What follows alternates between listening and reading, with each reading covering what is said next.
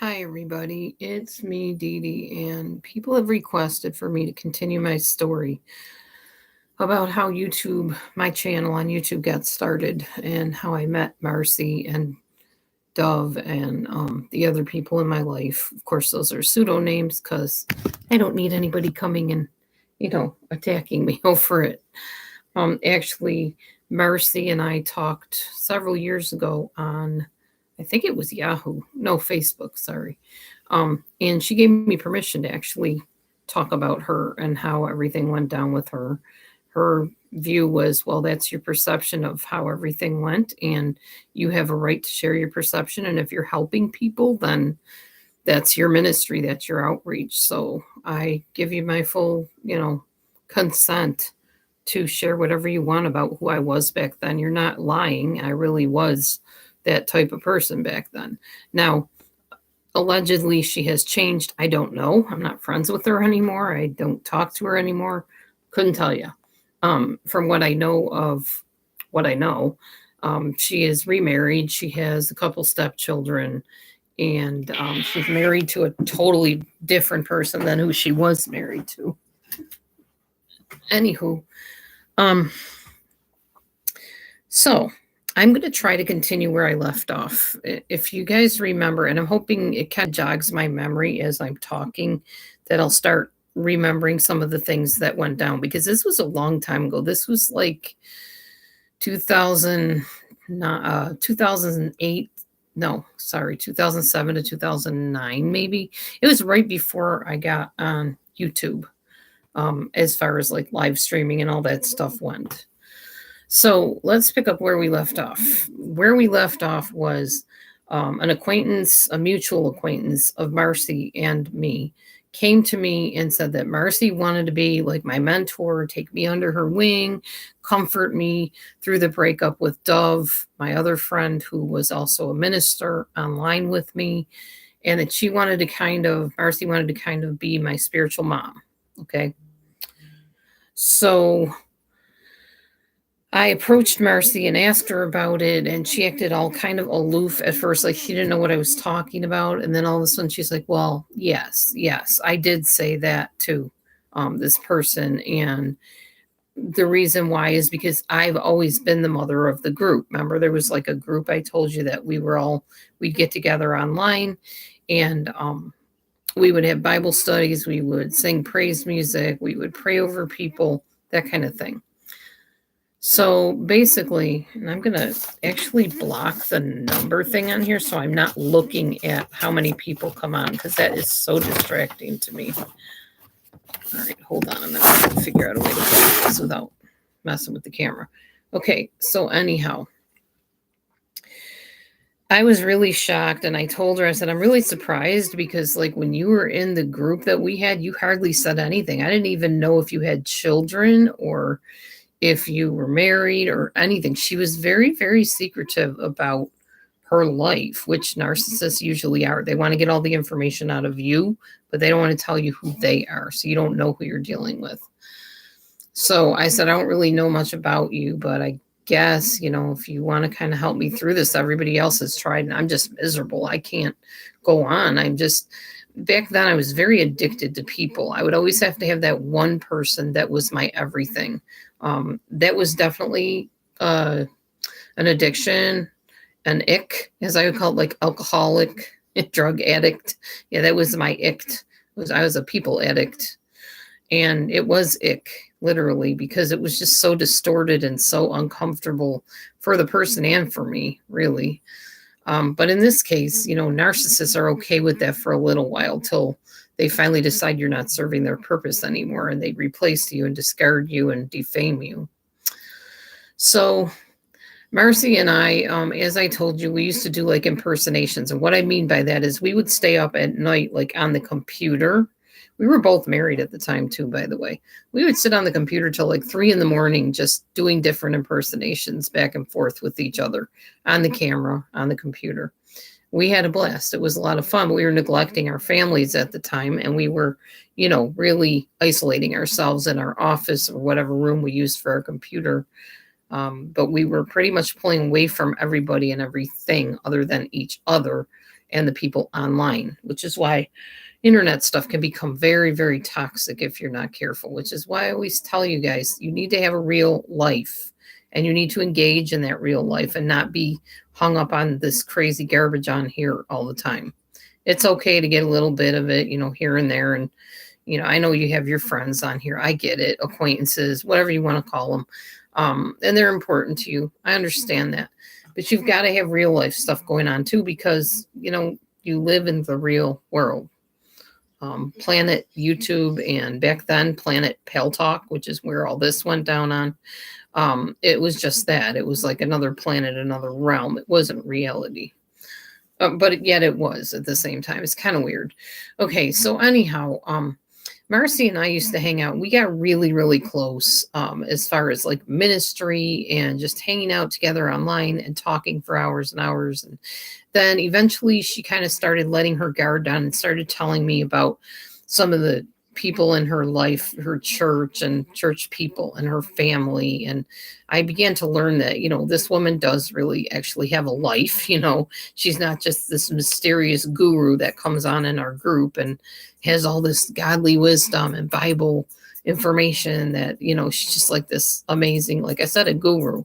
We all looked up to her and were in awe of her and her knowledge and her perception. And, we just thought she just had this one-on-one relationship with God that nobody else had.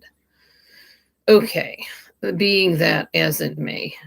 Let me check something real quick. Okay, good. All right. So that is the foundation of that I'm setting, so you can kind of get to know who Marcie is.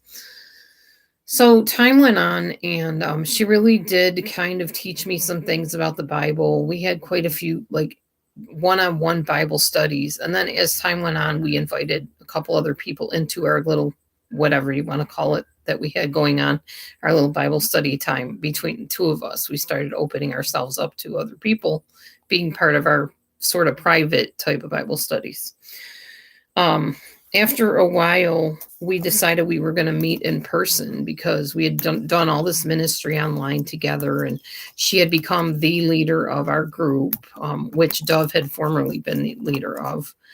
And Marcie, she was a different type of person, very charismatic, but very, I would say almost esoterical, if you know what that means, like mystical. So there's kind of almost a new agey flair to her, which fascinated me because I had never experienced that before. So anyhow, one day we decided we needed to meet. So we were going to meet at a cabin in Missouri, and she was going to pick me up because I didn't drive at the time or didn't have a car or something. I can't remember.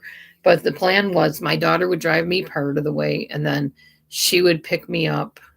I think that's how it went, and drive me out to Missouri. So she did that. We went out to Missouri. I remembered we were waiting for the third lady to come. There was only going to be three of us there, and I'll call her Kay. I don't want to give away her name. She's a very unsavory character, and to this day, I don't think I would like her much, honestly. She's very strange and disturbing and mentally not quite playing with the full deck, I guess you could say. So Kay was supposed to meet us the next day at the cabin, and Marcie and I were going to go on ahead. So Marcie picked me up, and we drove out to the cabin, towards the cabin, and she's like, I need a cigarette. Hang on.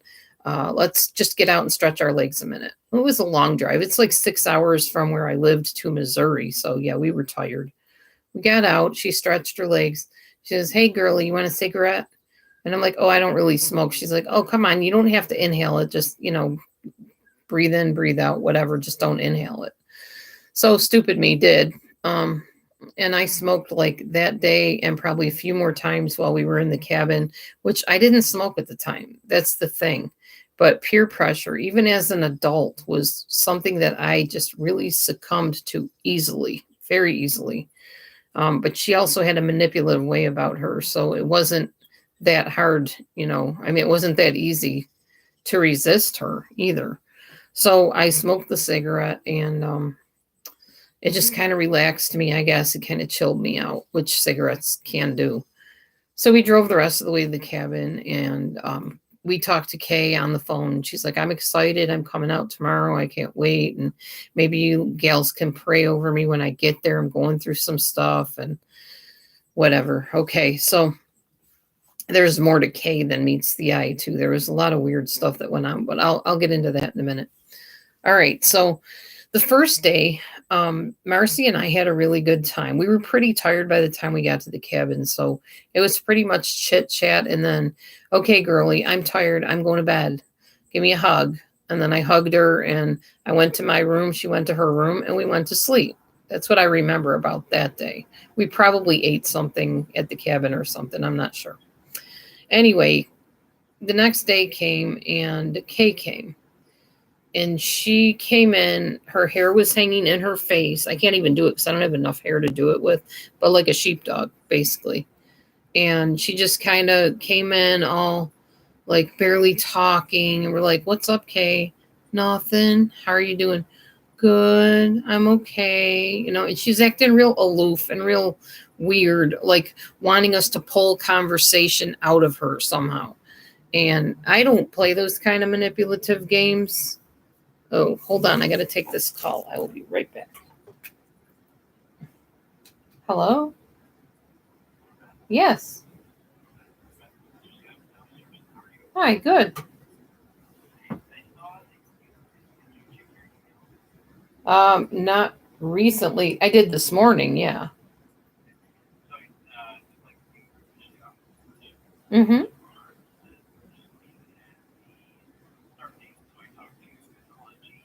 Okay.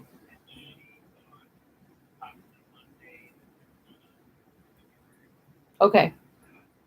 Yeah, that's fine. They said something about a meeting on the 14th or something.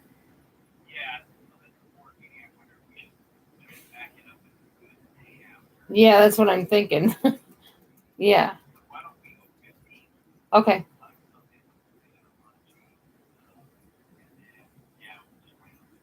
Sounds good. Yeah. What do I do? Where do I meet or whatever?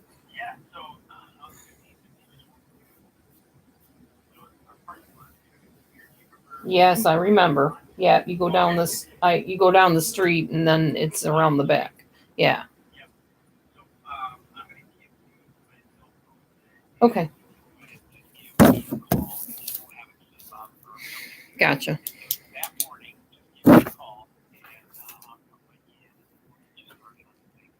Okay. Mm-hmm. Right. Yep. Gotcha. Yep. Okay, sounds good. Mm-hmm.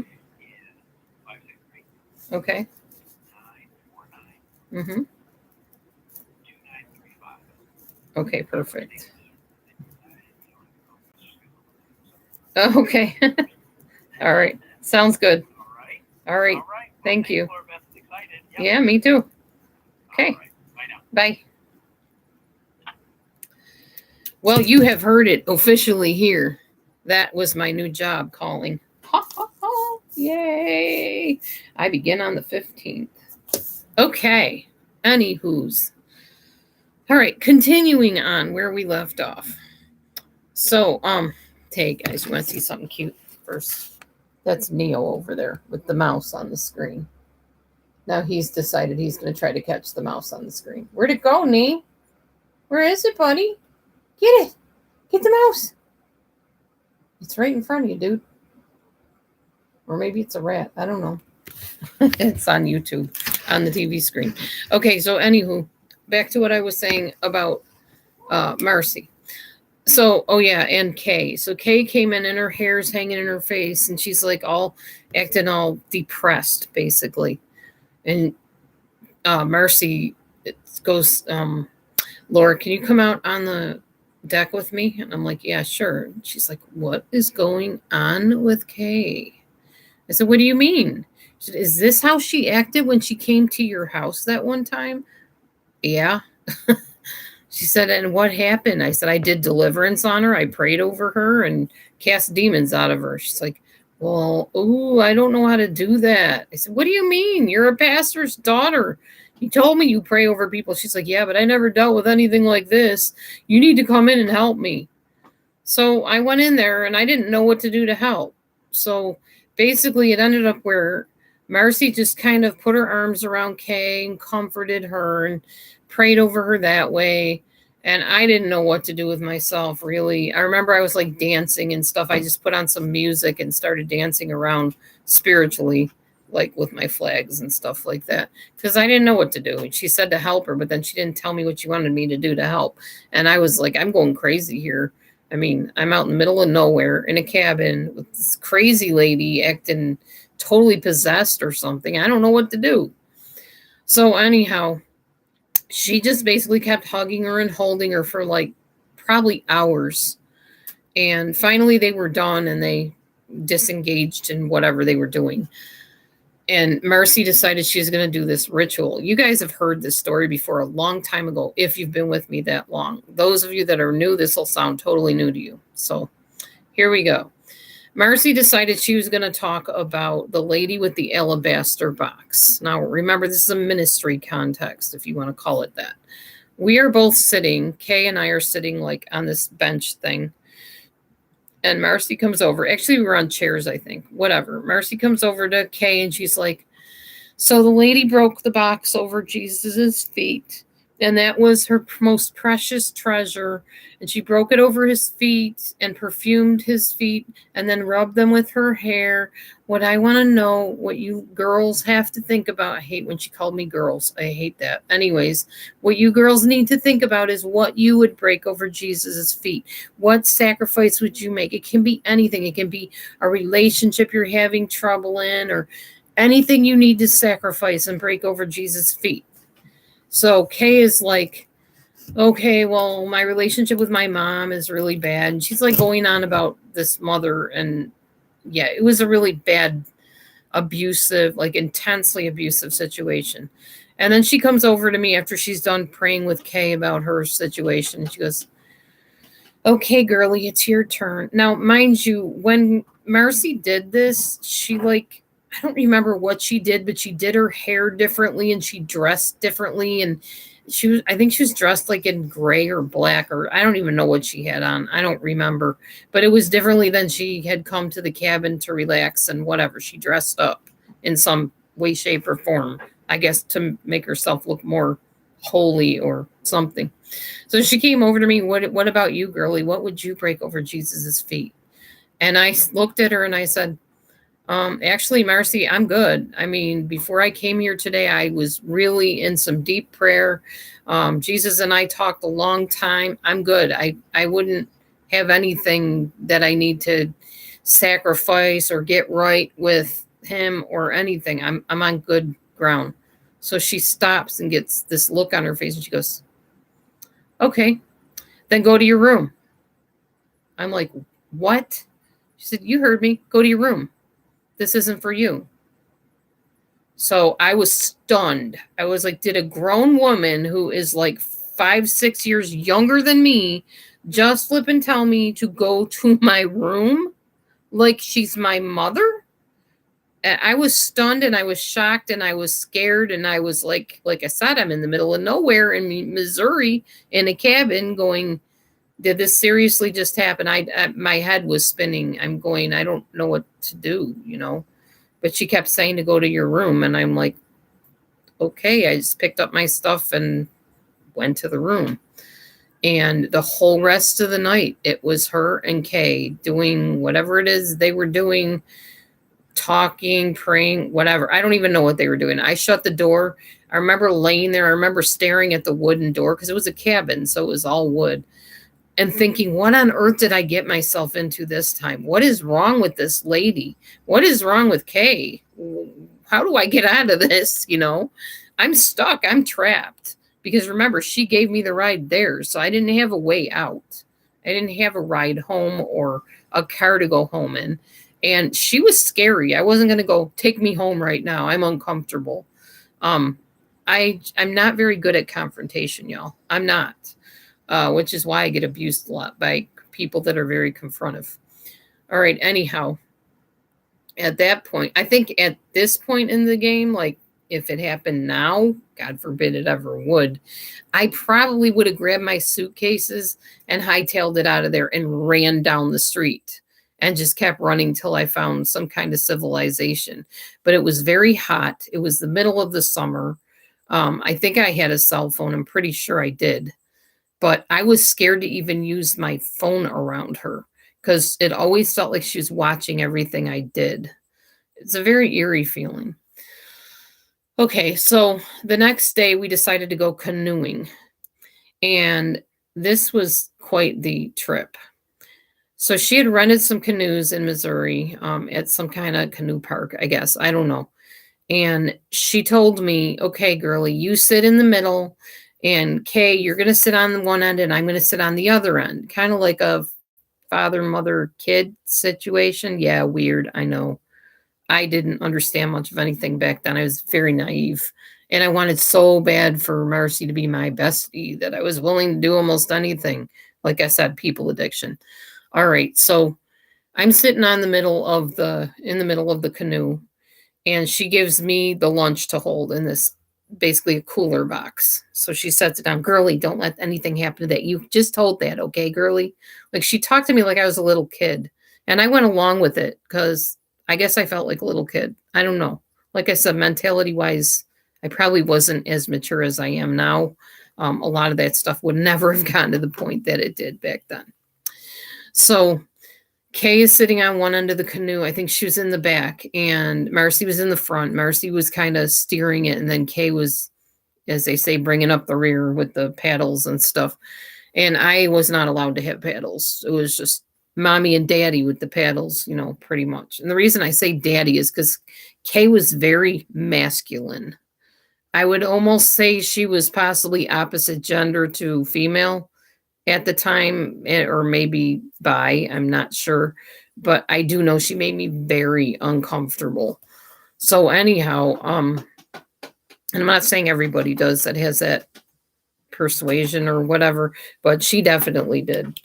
So she's paddling the canoe and Marcie's paddling the canoe, and they hit something and the whole canoe, boom, topples over into the water. I hit my head on a rock, and the lunch container starts floating away, and I can hear Marcie screaming at me, Laura, get the lunch, don't worry about your head, get the lunch, save the lunch. I'm like, now I was disoriented. I hit my head. I was literally seeing stars. She didn't care. She cared that she didn't lose her lunch. So I'm thinking, why is this lady screaming at me about the lunch and doesn't seem to care about the fact that I just cut my head on a rock, but she didn't. She's like, just stand up. You're fine. You're fine. The other time the canoe tipped over, it was on top of me, and I had to crawl out and swim out from under it. And she was screaming at me and telling me, I reminded her of flipping so-and-so, her daughter, because her daughter, I guess, gets upset when things don't go her way. And to Marcie, that showed a sign of weakness. So I was showing weakness. Now remember, Marcie, narcissist. Narcissists don't like when you show that you're weak and vulnerable. So she's screaming at me for that and screaming at me about the lunch. And finally we pile back in the canoe, and we finally get to wherever the destination is eventually. Oh, let me backtrack a little bit. So at one point, after she just got done berating me for pretty much crying because my head is killing me from hitting it on a rock, then we're floating down in the canoe, and there's a rock like many feet from us. I mean, close enough that we could see what was on it. There was a snake coiled up on the rock. And I remember Kay saying, is that a snake over there? And we're not telling Marcie about it. And Marcie's just sitting there dangling her hand in the water. And I'm thinking, I shouldn't have been thinking, this is so evil. I'm thinking poetic justice. What if that snake slithered over here and just bit her hand? Oh, man, I was so mad at her at that point for yelling at me when I'm in pain. But we're telling her, Marcie, get your hand out of the water. Why? Because there's a snake over there. She's, oh, man. She brings her hand, and we finally eventually land to, where we're taking the canoe. And we get out of the canoe, and we went home, and I think the next thing was the hot tub situation. Now we were all clothed, so don't let your crazy minds, some of you, go any place it doesn't need to go on this. We had bathing suits on, okay? Marcie and I, no, I'm sorry, Kay and I were sitting in the hot tub. Marcie went and got a bottle of wine. Now, mind you, I'm very naive. I did not grow up around alcoholics like that I could remember. In fact, people in my family drank right in front of me and I didn't even know they were drunk. It took my ex-husband telling me, oh yeah, they were drunk all the time at those family gatherings, to tell me that they were, because I'm not the brightest bulb on the tree when it comes to that stuff, because I lived a very sheltered life. At least they sheltered me from stuff while they were doing stuff, and I didn't know that's what they were doing. Anyway, so Marcie goes and gets this big bottle of wine. She's like, you and Kay are going to split this, okay? And I'm like, yeah, sure, I guess. And at the time I did drink. I didn't like get drunk, but I drank and I like the taste of sweet wine. So she bought this really fruity, expensive sweet wine. And she split it between us. Now we're in a hot tub.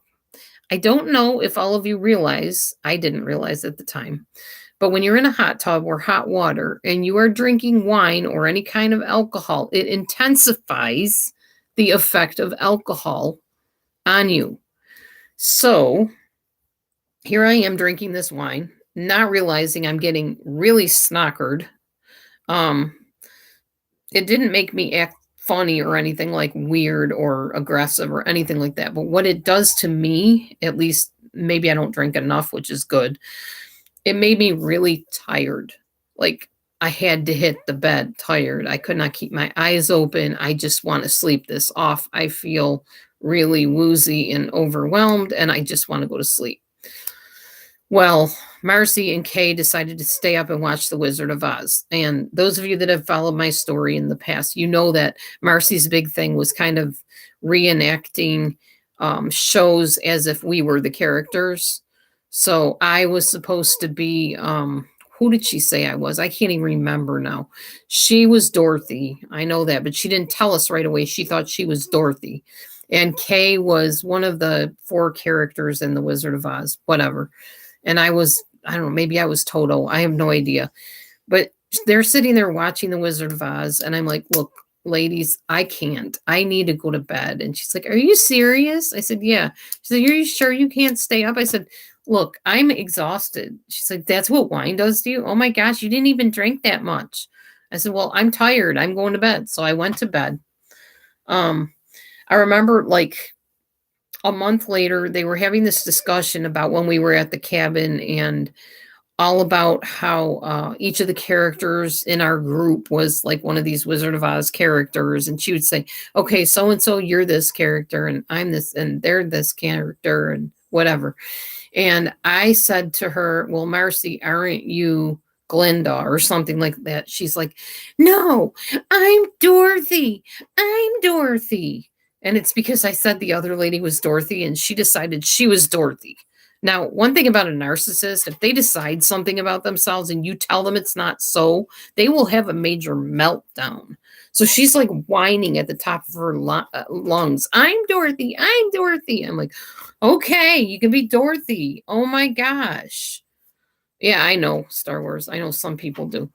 So I'm like, okay, you can be Dorothy, whatever. She's like, I can't be it. I am. I'm Dorothy. Don't you get it? I was trying to find my way to Oz, and all these people were standing in my way of going to the Emerald City. I'm like, well, okay, whatever. I'm telling you, this lady, I don't know what to think. Honestly, and some narcissists have fantastical imaginations. I just thought she had come off as some other planet or whatever. Yeah, I know, Star Wars agent. I know they do. Thank you for chiming in, by the way, and talking to me. I appreciate that. So I'm like, okay, Marcie, you can be Dorothy. Or you are Dorothy. Okay, whatever. And this was like in the middle of when she was preaching some Bible message. She just starts flipping out about Dorothy. Whatever. Okay, so I'm not getting into that, Miller. That's nothing to do with me. I don't have anything to do with those type of people anyway. All right. So At this point, I was just like, what on earth? This lady surely has some issues going on. But I kind of like brushed it off. And then time went on again, and it was time for me to be rewarded by Marcie because she decided I had earned the right as her little sidekick apprentice, if you will. We call them armor bearers in spiritual circles. Um, Nancy. No, Marcie. Not Nancy. Anyhow, we have these things, and that's not even her real name. I just give her that name because I know she watches me, or I suspect she does. And even though she gave me permission to talk about her, I don't want her coming after me saying, well, you mentioned my name, you said my real name, you doxed me, or, whatever. She probably wouldn't because she's too busy for all this craziness. I don't even think she has an online account, not one that I know of. All right, so getting back to the story. So she tells me one day, your birthday's coming up, girly. I'm like, yeah. She's like, guess what else is coming up? I'm like, I don't know. She's like, well, I got to reward you. I told you if you were good that I'd give you a reward. She did tell me that at one point, and I just kind of brushed it off like, yeah, if I'm good. What? Remember, I'm in my 30s now. This is an adult person that was like 32, and I was like 37. I don't know, 36, 37 maybe. She was a lot younger than me, but she acted like the elder kind of. So I'm like, okay, I don't know what's coming up. She's like, well, I got to reward you because you've been good and you've been really helpful to me. And, you've been a good little armor bearer and whatever. I'm like, okay. She says, so I want to give you a birthday present. Cool. What do you want to give me? She's like, well, I'm going to send you something too, girly, but I want you to come back out and we can try again. The cabin thing was a big disaster and I don't want to live that again.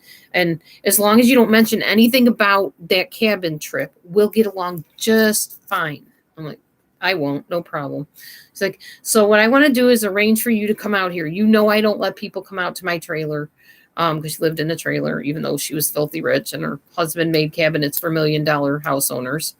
I'm going to let you come out to the cabin and we're going to have a girly day. What's a girly day? And we're going to get our nails done and our hair done and do our makeup. And it'll be really fun. You'll see. It'll be the best birthday you ever had. Okay. This is a former mentor of mine. The reason why I started this whole Delusion Dispeller original channel, I'm talking about how that all happened. And people have requested that I continue the story. So this is part 2 of part 1. So I'm like, okay, cool, girly day, whatever that is. I'm sure it'll be fun because she's kind of goofy and fun to be with sometimes. So I kind of got a little bit excited about it. And then I was like, okay, well, we'll see if it happens, whatever. Time got closer and it was time for the girly day. So the arrangement again was my daughter and her boyfriend were going to take me part way. And then Marcie's parents, her mom and dad, were going to take me the rest of the way out to Missouri to her trailer where Marcie lived. And her mom lived not far from there too. So that was the plan. So the day came and I was excited, kind of a little bit apprehensive because of the cabin situation.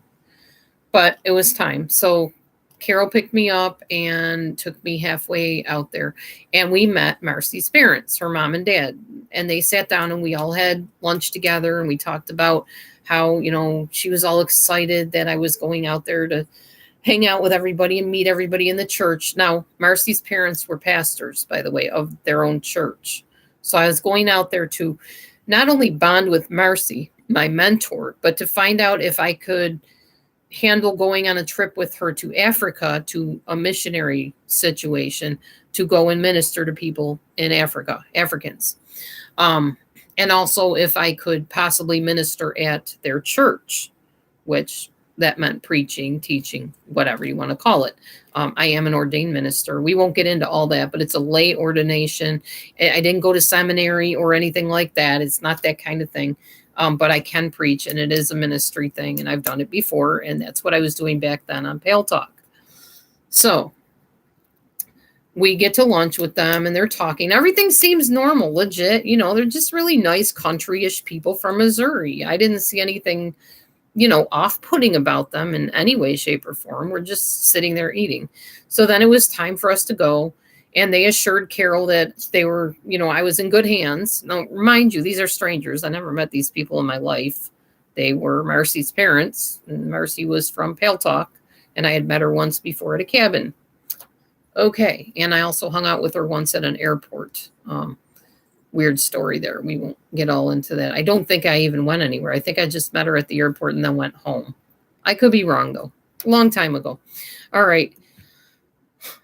So anyhow, I leave with them, and Carol and her boyfriend drive back home.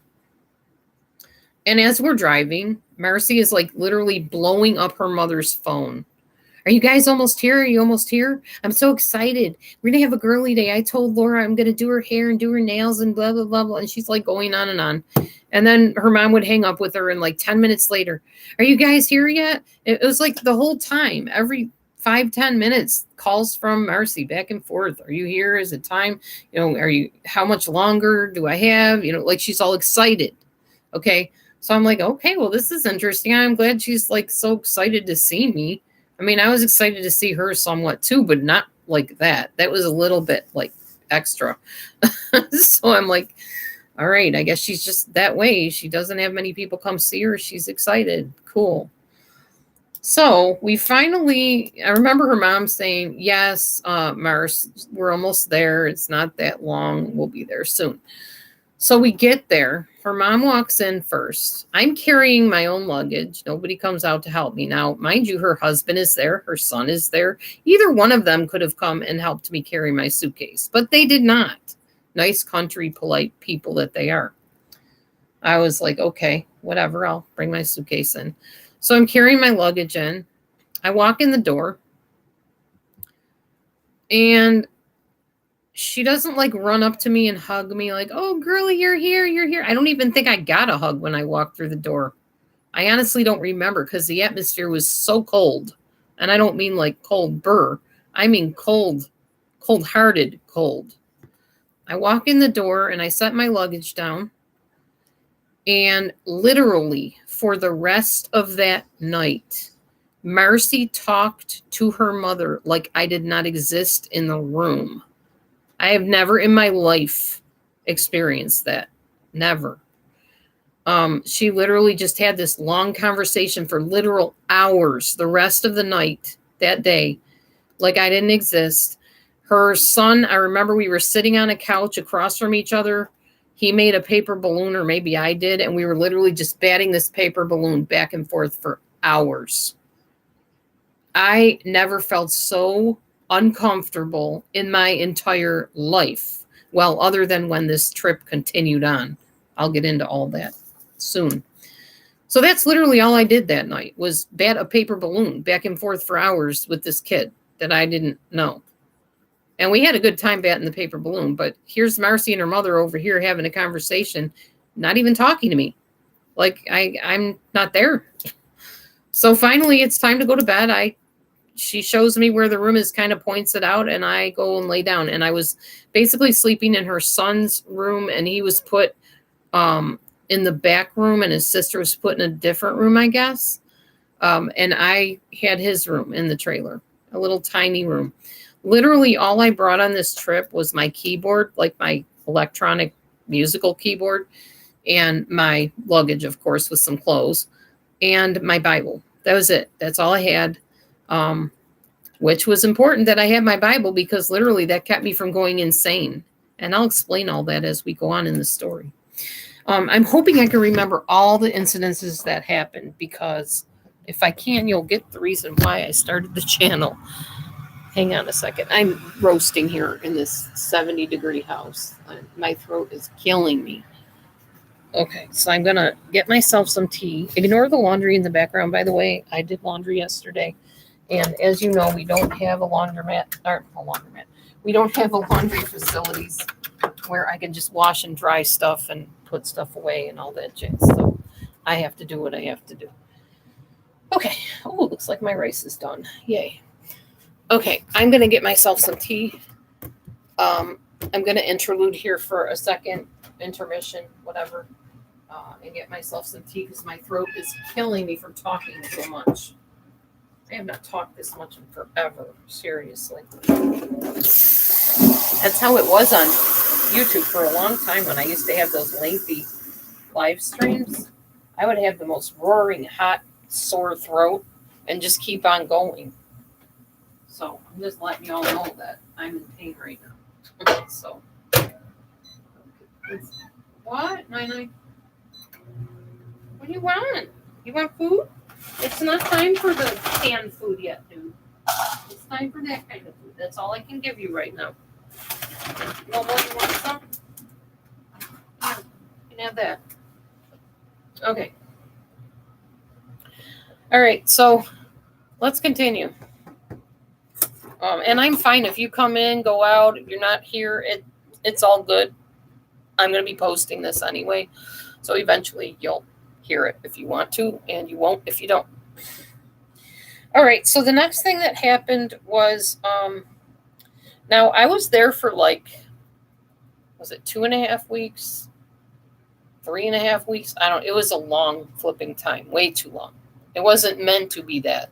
I was supposed to only be there for maybe a week at the most and go to church with them. And then they were going to bring me back after church. I think that was the plan. Well, after I got there and her mom settled in and everything, it turned out that her mom and dad were going out of state on a trip, like an anniversary trip. So we were going to go to a Bible study at their church, and she decided we weren't going because her mom and dad were not there preaching. And I was disappointed. I didn't say anything, so nothing really was said to me either at that point. But then another thing happened, I think the following week maybe, and it was another type of Bible study or church thing, and I really wanted to go. And she could tell I really wanted to go. She saw the disappointment on my face, and she confronted me. She's like, "You're really upset about this, aren't you?" I said, "No, I'll be okay." She's like, No, you can't say you're going to be okay. I can tell that you're upset. It's just a church thing. It's not a big deal. Oh, it was a Sunday. It was the next Sunday. I'm like, "It's okay, Marcie. I'm not going to make a big deal out of it." She goes, "Well, you already have." I said, "No, I haven't." She goes, "You can just admit that you're upset. And, I don't understand why you'd be upset. There's going to be another service. We'll go next week." I'm like, "Okay, fine. It's not a big deal." And she's just like, I don't know. I don't know how to explain it. Everything was just a major crisis with her. Any reaction I had was just, it would set her off. And she would go ballistic all over me. It was crazy. So we didn't go to church that week. And then I guess her parents came home the next week. And this was, man, this thing I remember so well, it was yesterday. Her mom and dad came over. They were having a discussion as to why this one guy in their church took a bunch of the people in the church with him and went and started his own church. Basically split the church. That happens sometimes in churches. So they wanted to have this meeting with the staff members of the church, which only Marcie and her husband and her parents were basically at this meeting. And I remember a couple things about it. Okay, so Marcie's kids were there in the living room when Marcie's mom came over, because she's grandma. Marcie's mom is their grandma. And I remember, number one, Marcie's kids had no toys, nothing. I don't remember seeing one toy in her son or her daughter's room. And I thought that was very odd, that kids would not have something to play with, video game, something. I don't remember them having anything. So that struck me as odd. But when you go to somebody's house that you don't know, you kind of, not everybody, but I was taught, when in Rome, do as the Romans do, kind of assimilate into the culture, whatever. Don't judge, don't prejudge, don't make assumptions, don't put somebody down because they're different than you, that kind of thing. So I didn't want to say anything, but I thought it was very odd that her son and daughter didn't have anything to do. Literally, no hobbies. No toys, nothing. Even in the closets, there was nothing. They didn't believe in letting their kids play, apparently, because they were supposed to be growing up or whatever. And these were not little kids, but nonetheless, they were little enough that they needed to have something to do. Not even a book to read that I could remember. Could be wrong, but I don't remember much of anything in their rooms. Not like a normal kid would have some kind of occupation. patient to, keep them busy. So anyway, I remember I gave her daughter a gift. I can't remember what it was. And she was like all excited and took it right to her room and said, I'm going to put this on my dresser. And literally the girl didn't touch the thing the whole rest of the time I was there. It sat on her dresser, like almost like she wasn't allowed to play with it. It was very weird. So Marcie's mom comes in for this meeting, and Marcie's kids are there. And she says to them, calls their name and says, go to your rooms. We're having an adult meeting. And I'm like, okay, well, I mean, that makes sense. They're talking about private church business. That part I understood. It was very dismissive how they said it, though. It was unsettling. So I remember saying something positive, favorable about Marcie's daughter. And her mom says to me, oh, yeah, the kids. Sometimes I still think children should be seen and not heard. And I was like, wow, okay. Clearly, since Marcie treats me like her child, this is not a lady I can go to if anything goes wrong here. If anything goes off weird, I cannot run to these family members, her parents, because they're clearly going to take her side. They believe children should be seen and not heard. Therefore, since I'm in the child position in Marcie's mind, I should be seen and not heard if I have anything to say about anything that troubles me about the situation. So I knew not to say anything at that point. I was automatically silenced just by default of realizing how they viewed children, since they considered me like one of her spiritual children. And I was very right about that, by the way. That was not something I made up in my head or something that was unfounded or not true. That was very true. And I'm glad I caught on to that early on so that I didn't go saying something to the wrong person and end up really messing myself over. Okay, so after they dismissed the children, since children should be seen and not heard, they decided to have this meeting. And it was basically kind of I don't know what you want to call it, a backstabbing session about this one guy in the church who's apparently caused all these problems and stole their chairs to start his own thing and whatever. And I was very out of place. I'm like, this has nothing to do with me, I felt like I was an intruder. Like, it just wasn't my place to be there. But Marcie was like, no, you're part of us now. You're part of our ministry. So this has everything to do with you too. You're part of our family. Okay. Fine, I'll go along with that, whatever. So I didn't really say much of anything, and they didn't exactly ask my opinion, I don't think.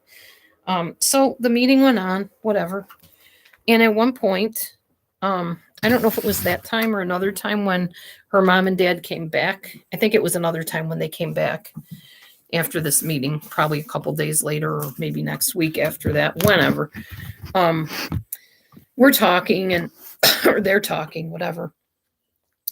And all of a sudden, Marcie says, hey, Laura brought her keyboard.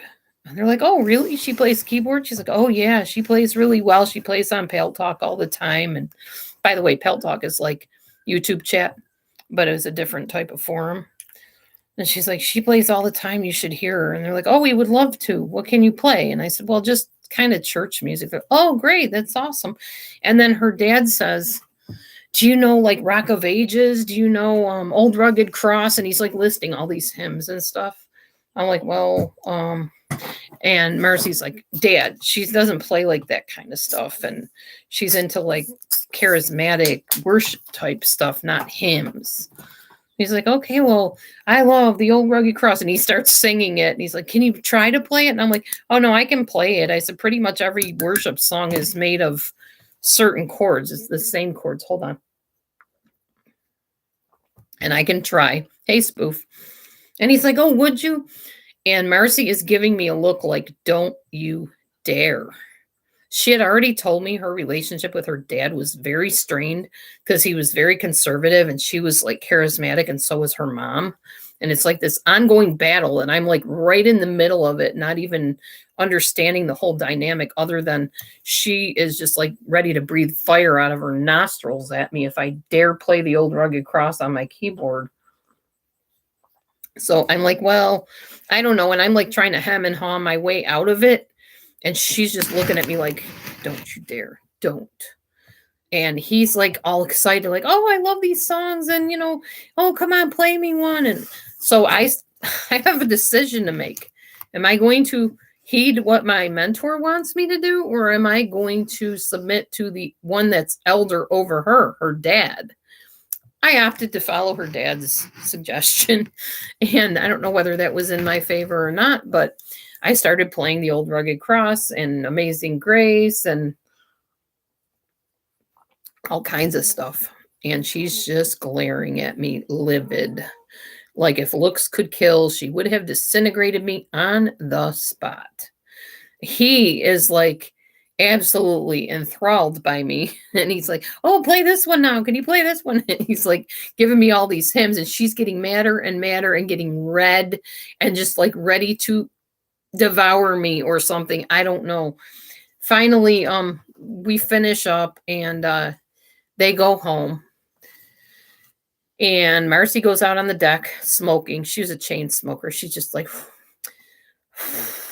looking up out at the horizon, excuse me, blowing smoke out her face, irritated, very irritated at me.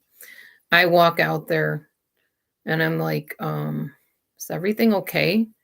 Yeah, why? Everything's fine. What could be wrong? I like, well, you seem like you're a little upset. No, I'm fine, girlie. Don't worry about it. You can go back in there. And I'm thinking, yeah, she's not fine. And I'm the type of person, if somebody's upset with me, especially somebody I care about, I'm going to find out what's going on. So I'm like, Marcie, can you talk to me? Can you tell me what's going on? Nothing, girlie. I already told you nothing's wrong. Just go in there. I'm fine. I'll be fine. I just needed to, sit out here for a while. So I'm thinking, okay, whatever. So I go in. I wake up the next morning and I hear this. No, she has to go. She has to go. We're going to call her husband Ned, okay? Ned, she has to go. She can't stay here. He's like, why? What is wrong? She's like, I just can't handle it. I can't even handle being in a room with her for an hour. She just irritates me. She gets on every last nerve. You got to get her out of here. And I'm hearing this through the door. I'm in the house, okay? Oh, that's okay, Wheezy. It'll be here. I'll upload it. Don't worry. And I'm sitting there going, okay, this is really uncomfortable. She is my only ride home, mind you, at this point. However, the promise is, which I think I mentioned this on the last video, but I'll mention it again. It was understood before I went out there that when I went out there, she was going to give me the car of a lady that she took care of, kind of like a hospice situation, for several years.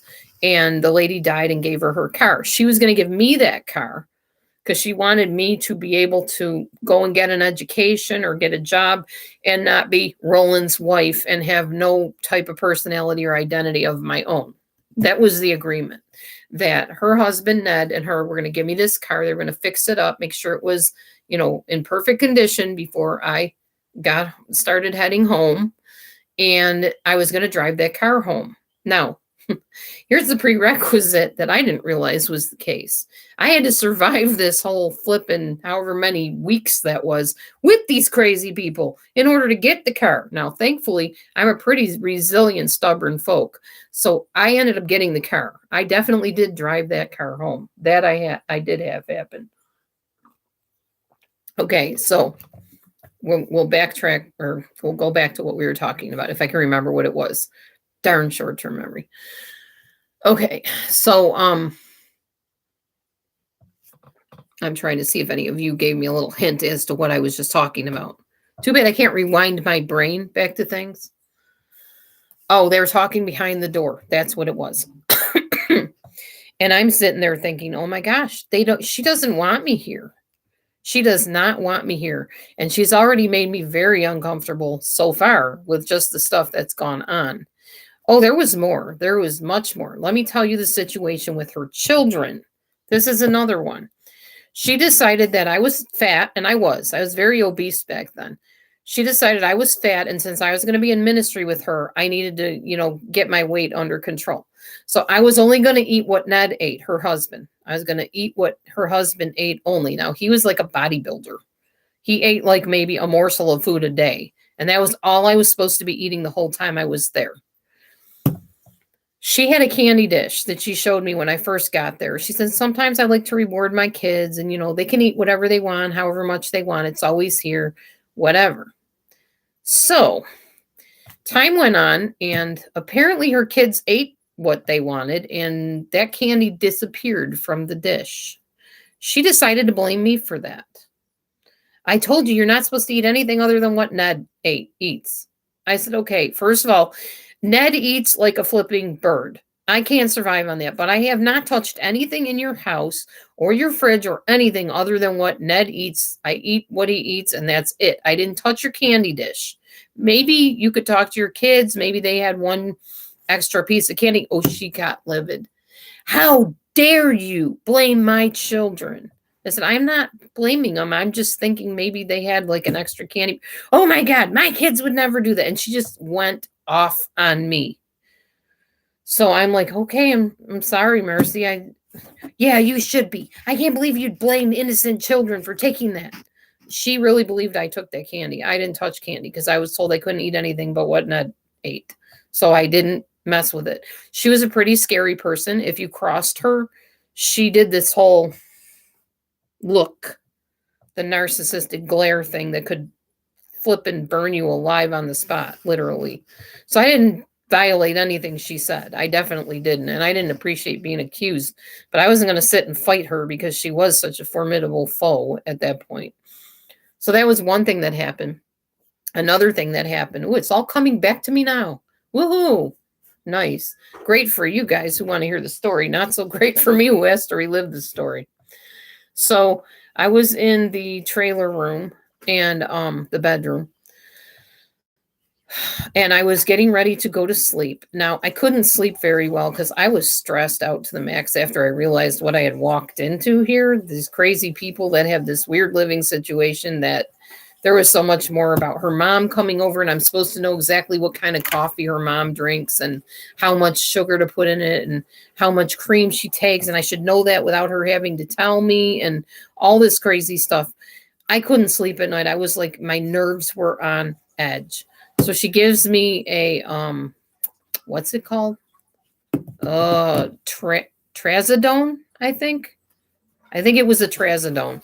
And she's like, just take one, girl. It'll help you sleep.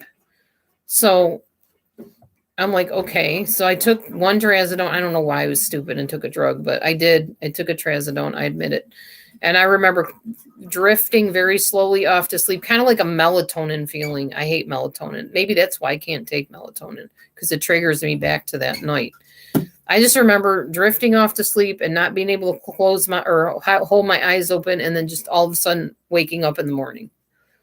And I was like, oh my God, I survived the night. They didn't kill me in my sleep or anything, because I didn't know what these people were capable of. They were cray-cray. So I woke up the next morning and,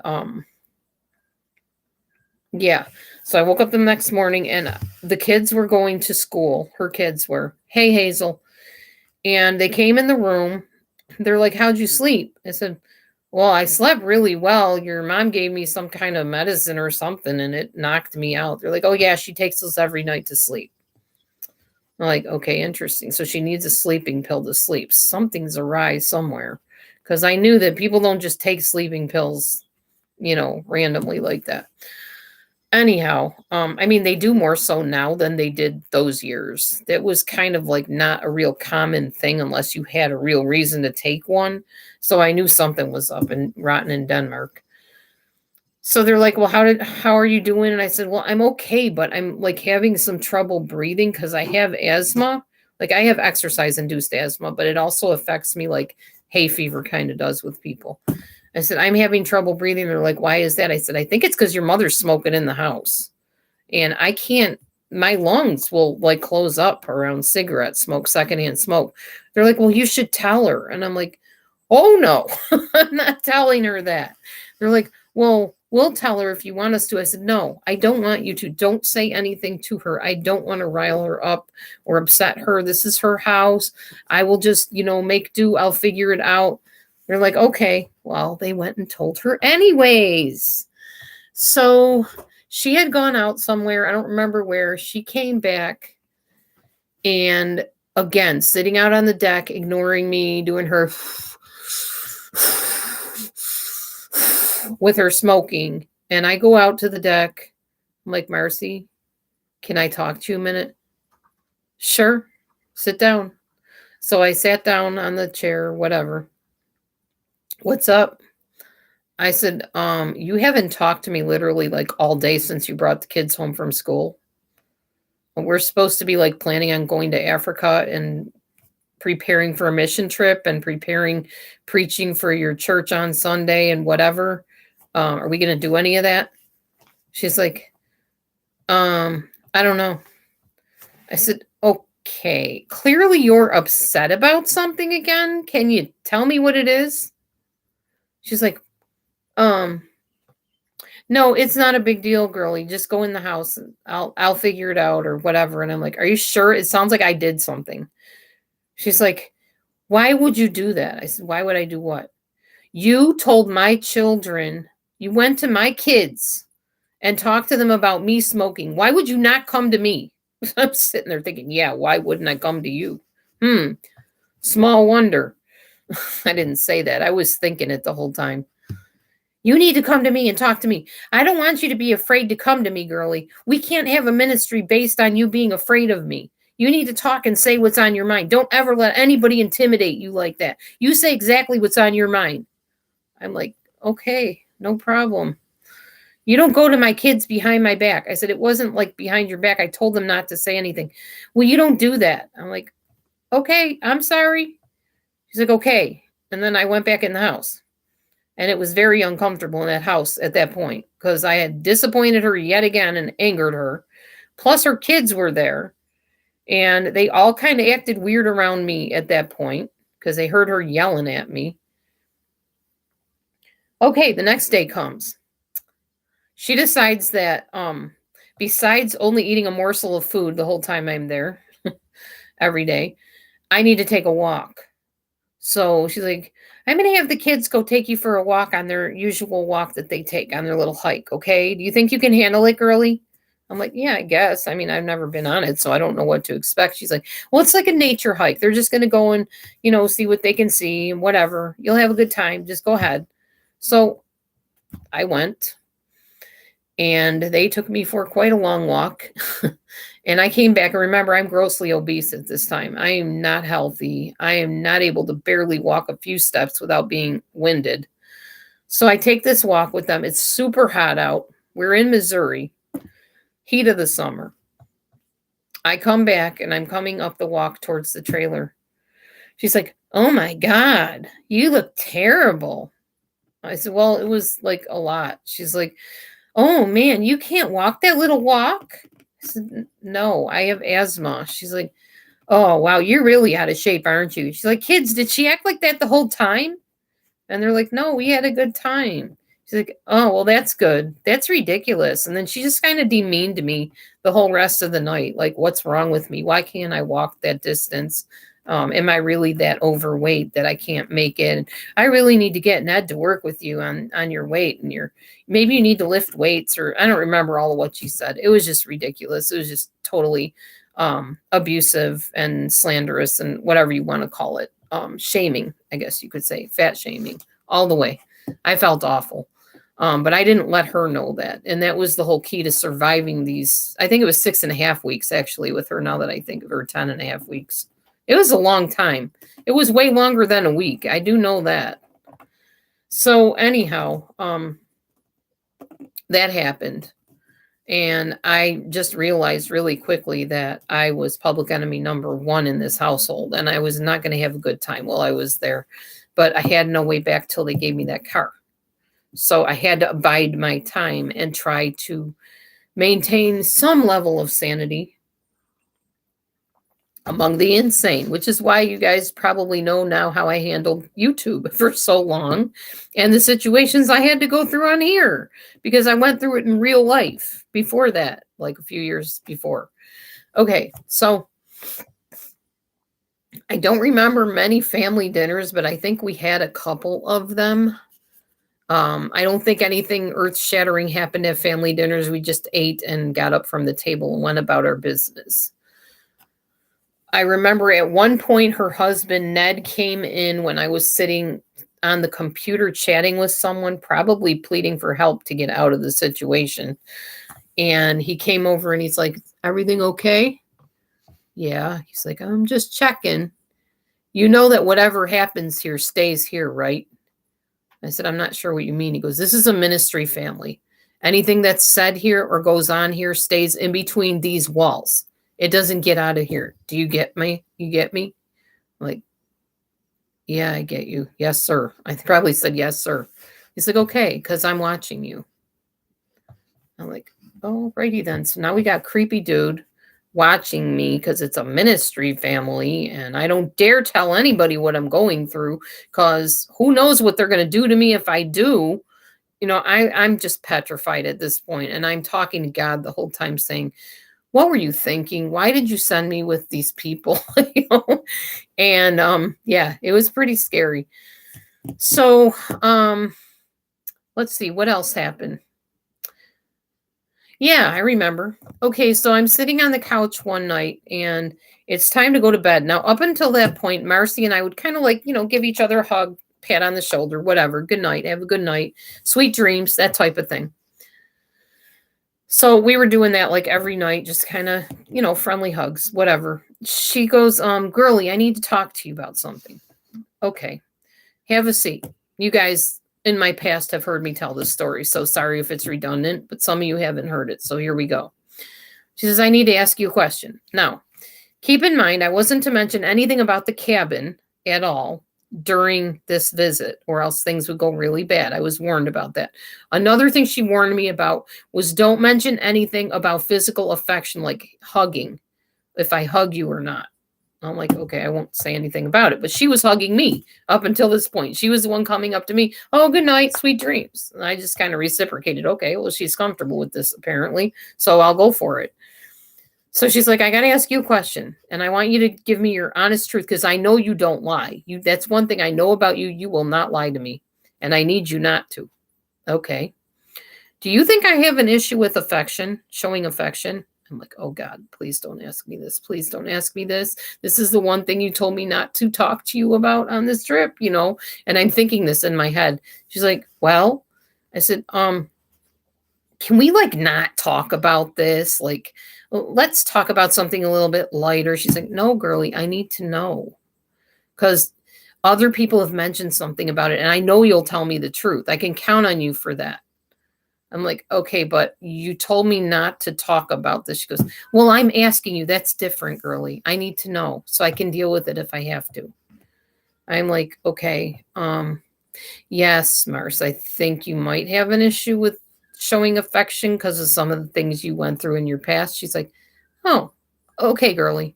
Thanks for telling me. Thanks for answering me." Yeah, sure. No problem. So it comes time to go to bed. And I walk over to her thinking she wants to hug me like she had been doing. And she's like, "Oh, I can't." I said, "Huh?" She goes, "I might never be able to hug you again." I said, "Oh, okay. Can I ask why?" She goes, "Just what you said. And I might feel, I'm like starting to feel uncomfortable that you might be judging me on how hard I hug you or if I hug you long enough or the way I hug you." And I'm like, "That's ridiculous, Marcie. I'm not. You were the one hugging me. I was just hugging you back." She's like, "Well, I don't know. I don't think I can do it anymore." I'm like, "Okay." Then she's like, "Okay, so good night." I'm like, "Good night." So I go to bed. I'm like, this is getting weirder and weirder and weirder as the days go on. I'm not sure what to think. These people are crazy. I didn't know what to think. Okay, so Sunday comes. And they decide on that Sunday to announce to her dad that they're leaving the church. Like the Sunday I'm there. And just drop the bombshell right in front of everybody, and with me sitting there with them. Now, okay, she had asked me to sing on the worship team with her. So I'm up on the platform at this point. We're sitting down kind of on the side of the platform. We had just gotten done singing. And she says, Dad, we need to make an announcement that we're leaving the church because your ministry no longer supports our ministry. We're not in alignment at all spiritually. So we're asking your blessing and your release to leave here and start our own ministry. And I'm sitting there going, all righty then. I'm not going to say a word. I'm just going to sit here and let this unfold because this is their thing, not my thing. And I don't have any place in this. So I remember her dad was like, oh, okay. Yeah, I think we probably should have talked about this. But yes, I release you to do whatever God's called you to do. And I'm just thinking, this is not happening. I am not here. Kelgon, take me away. This is so uncomfortable. Oh my gosh. So finally, it came time to preach. And one of the decisions her mom made, which by the way, her mom and her had this thing where apparently, as much as Marcie considered me her spiritual daughter, her mom decided I was her spiritual daughter. So it's like having one on one arm pulling this way, the other one on the other arm pulling this way. And it was absolutely insane because her mother said that she wanted to kind of take me under her wing. And I'm like, well, what will Marcie think? She's like, oh, it's fine, whatever. I didn't want to say anything to Marcie about it, but I finally did. I said, your mom wants to be my spiritual mom. She's like, oh, no, girlie, I think you misunderstood. My mom was really burned by somebody years ago that she kind of mentored, and she doesn't want to get burned again. And I'm like, I'm telling you, that's what she said. But I didn't know what to think of it. She's like, well, I'll talk to her. Well, then she came back and she said, okay, I guess you're right. I guess she does want to be your spiritual mom, but I'm telling you something, girlie, that's your thing. You and her, that's your thing.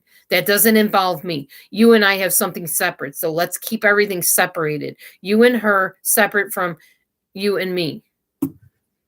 Okay. I didn't know what that meant or what that looked like, but sure. Okay. No problem. Ne'er the twain shall meet. So I was like, oh my Lord, what is going to go on next? Okay, guys, you need to know something. I'm a little cuckoo. I know that. I am eccentric as they come in some ways, but I have never in my entire lifetime met anybody or been part of anything this crazy in my entire existence. This was like something Lifetime Movie Network could have grabbed onto and made a movie out of. It just got crazier and more bizarre as time went on. Okay, so the time came. They decided that I was going to preach. And what I was going to preach on or teach on was codependency, of all things. So I prepared this big, long paper, several papers actually, and it came time for me to get up and speak. And I did. And not to toot my own horn, but I can be kind of an eloquent speaker when I need to be. And I did pretty well. I was pretty proud of myself, honestly, speaking in front of total strangers in this church I had never set foot in till this day. And I gave my little presentation, whatever. And of course, Marcie's sitting there glaring at me the whole time, not saying much of anything. She might have thrown a couple amens in there. I don't know. And the church service ends, and this lady comes up to me. She's like, can I have your email? I really want to stay in touch. Everything you said, oh my gosh, it was like so right on. I'm going through all that stuff, and I really would like to talk to you. And I'm like, yeah, sure. So I start giving her my email. Okay. And a couple other people came up, and they wanted to talk to me. And so I did. Well, then we went somewhere. Marcie and Ned and I went somewhere after church. I don't remember where. And she just lit into me. What are you doing? What do you mean, what am I doing? You're talking to the very person in my church that I despise. Those people come to the pantry every single week and they never give anything to the church. And she's just a lowlife. And she comes in and just uses us for the things that the church gives to her. And she's just the lowest of the low. And I'm like, this is your, like, congregation member. These are the people that you claim you love and minister to. And I don't understand. She's like, you don't understand. You don't talk to those people. They are like the dredges of society. And then Ned says, yeah, like, you have to remember you represent us now. You can't just like walk up to people and let them come up to you. And because we don't associate with those people like ever. I'm like, okay, wow. Talk about, I think I said something to her like, Jesus is no respecter of persons. So like, I think maybe as ministers, we're not supposed to be either. But I had already ticked them off, so I probably didn't say much of anything at that point. Anyhow, so yeah, that happened.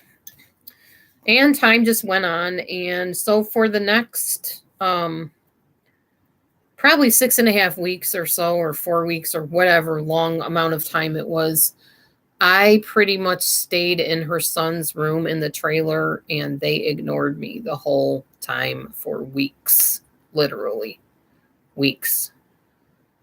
Nobody talked to me. Nobody associated with me. The only time she talked to me was to tell me she was leaving for her son's softball game or soccer game or something.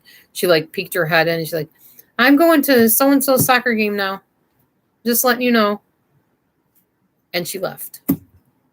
Okay, so at one point I walked up to her and I said, look, Marcie, it was a Sunday, I think. I said, clearly you're not comfortable with me for whatever reason. And I just want to ask you, do you want me to just kind of give you some space? She's like, yeah, I think that would be a good idea. I said, do you know when you'll feel like talking to me again? She goes, no, I don't know. Maybe in a few hours, maybe in a few days. I'm not really sure. I said, okay, so, but you will feel like talking to me. I can't tell you that. I don't know. Alrighty then. So I literally went off by myself and sat in a room for weeks with my keyboard, my Bible, and literally nobody talking to me. Total, absolute, silent treatment. I did not exist. If I walked out into the room, nobody talked to me. Oh, here's another situation I forgot to tell you about before this all happened. Before I preached or teached or taught or whatever you want to call it, she decided I needed to do my hair. First, she berated me because I can't believe nobody ever taught you how to do your hair, girly. Well, because I put my hair back in clips and that was good enough for me. I didn't really care.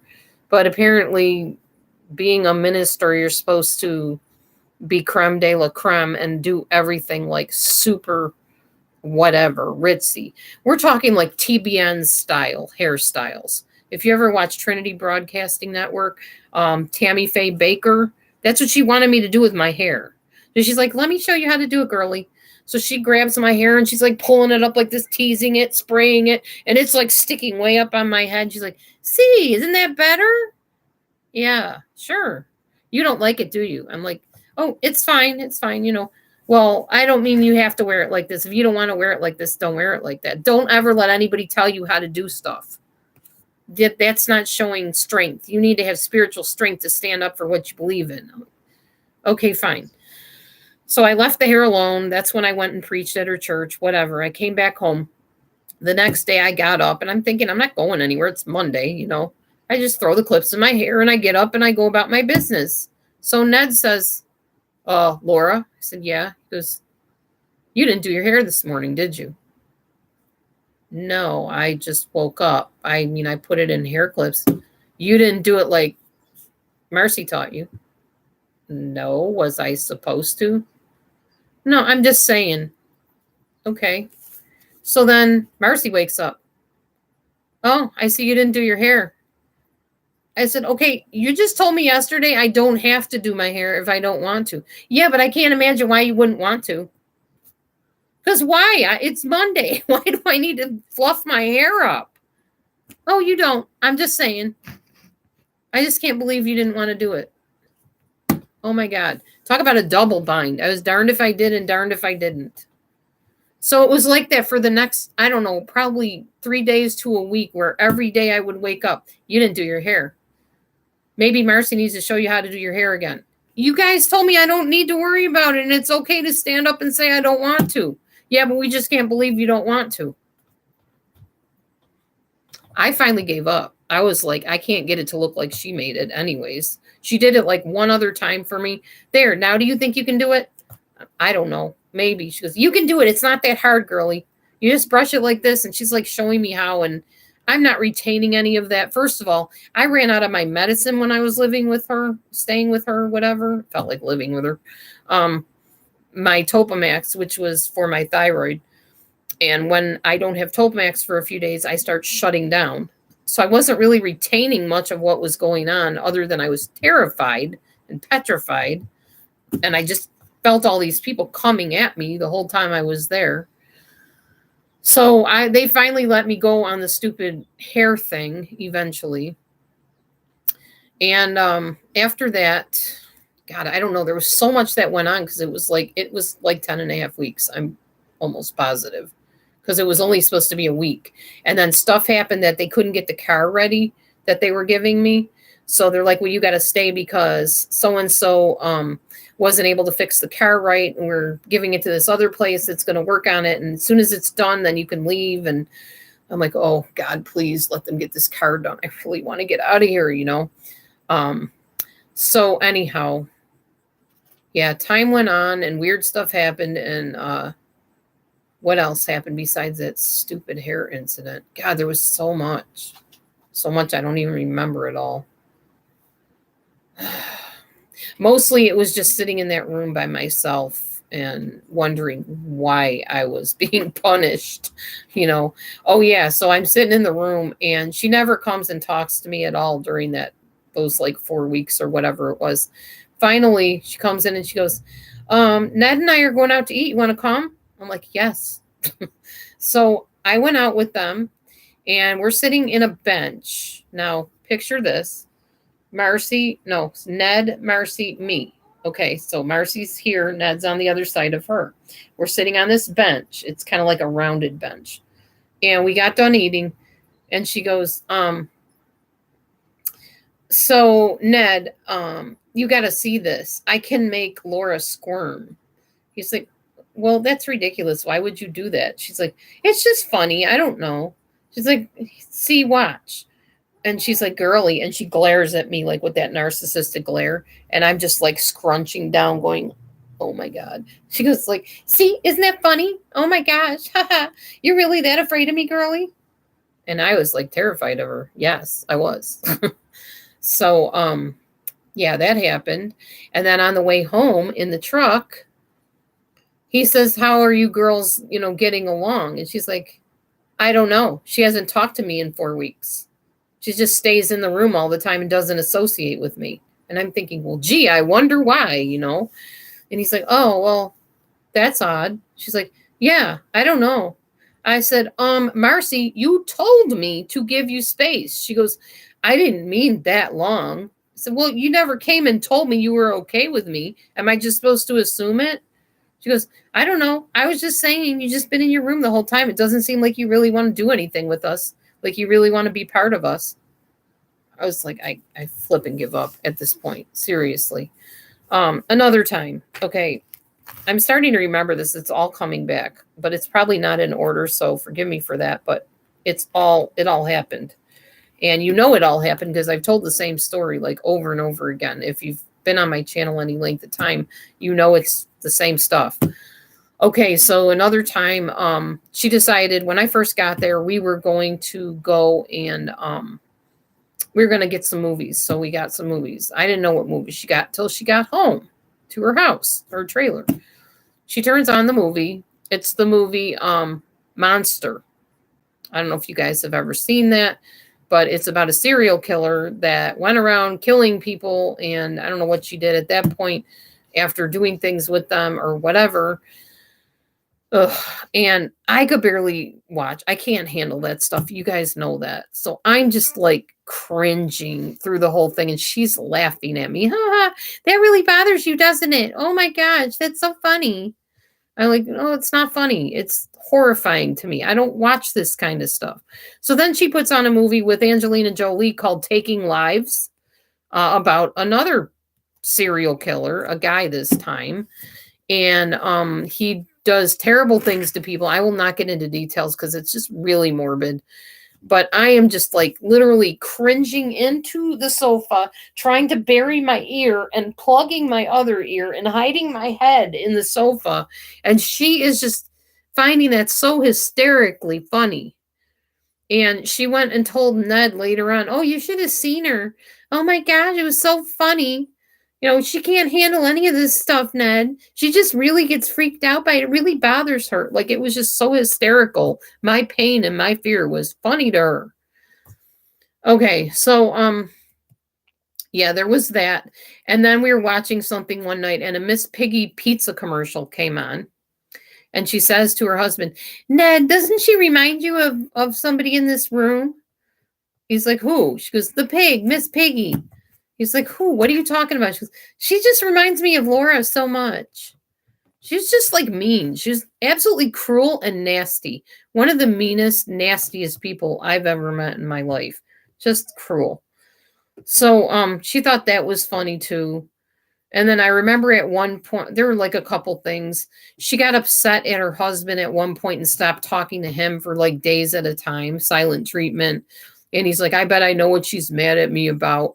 Back a few days ago when you were playing some kind of worship songs or whatever, her mom and I were chatting and she thought that we were being disrespectful to you. And so she stopped talking to me. I'm like, "Well, it wasn't a big deal. I mean, I can play again." It's, he's like, "Yeah, but she was really mad because she felt like since her mom was the one that requested some of the stuff you were playing, that we should have been paying attention and we were being rude." And I'm like, "Well, will she get over it?" He's like, "I don't know. With her, it's, hard to know."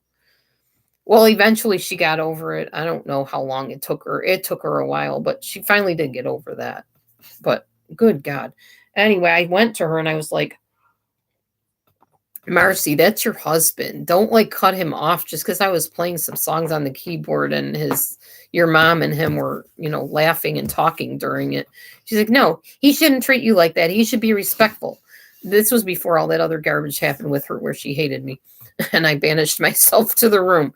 Um, I said, "Yeah, but it's not a big deal." She goes, "Oh, it's a very big deal." She goes, "Do you see how I'm treating him? Do you see how I give him the silent treatment? You know how I give him the cold shoulder? Aren't you glad you're on my side? Can you imagine what it would be like to not be on my side? It wouldn't be good." I was like, wow, is she like telling on herself? Is she warning me of some impending doom that's about to happen if, things go awry? Yes, she was. Anyway, so after all this, I'm trying to flash forward to kind of the end of all the things that happened. Um, oh, I forgot to tell you the part after the whole.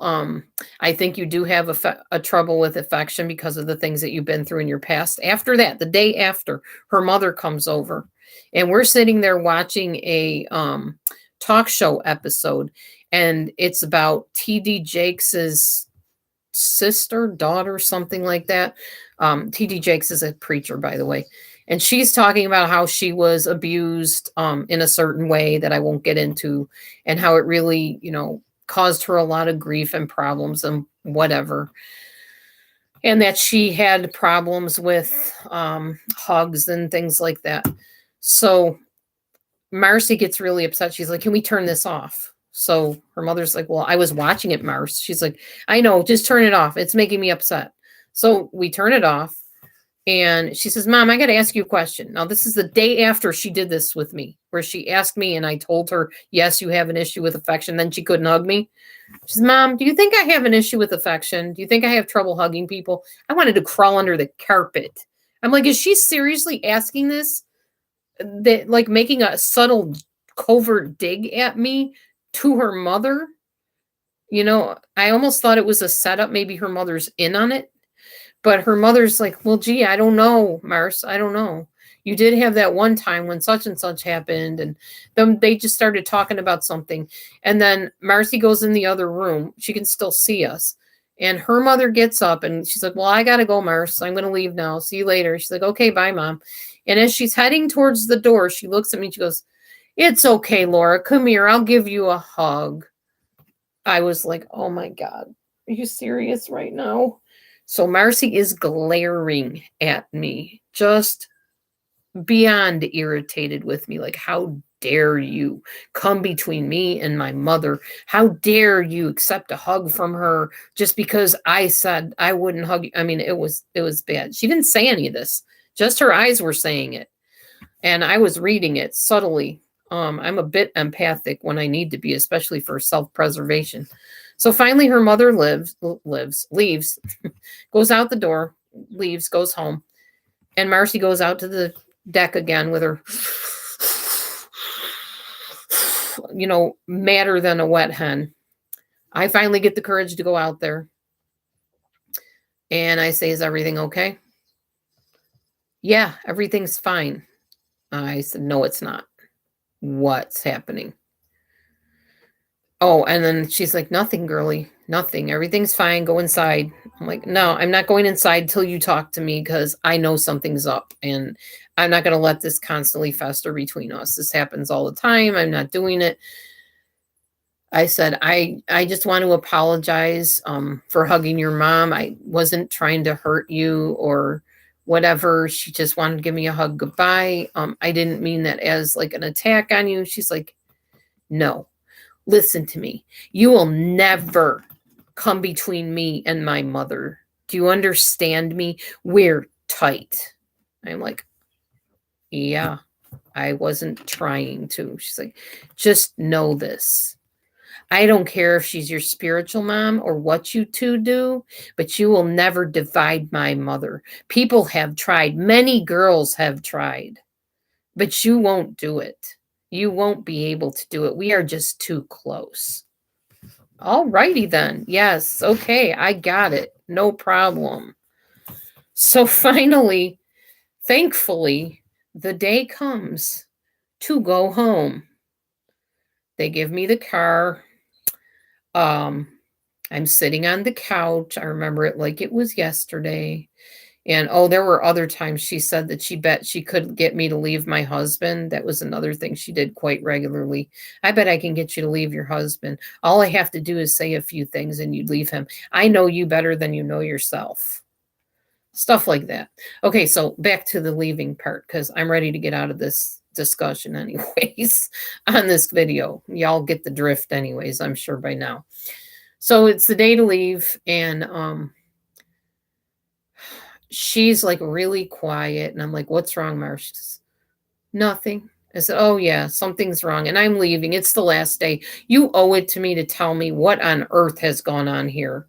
You can't even stand me in the room for like a moment, let alone us going to Africa. Clearly we're not going to be doing missionary work together.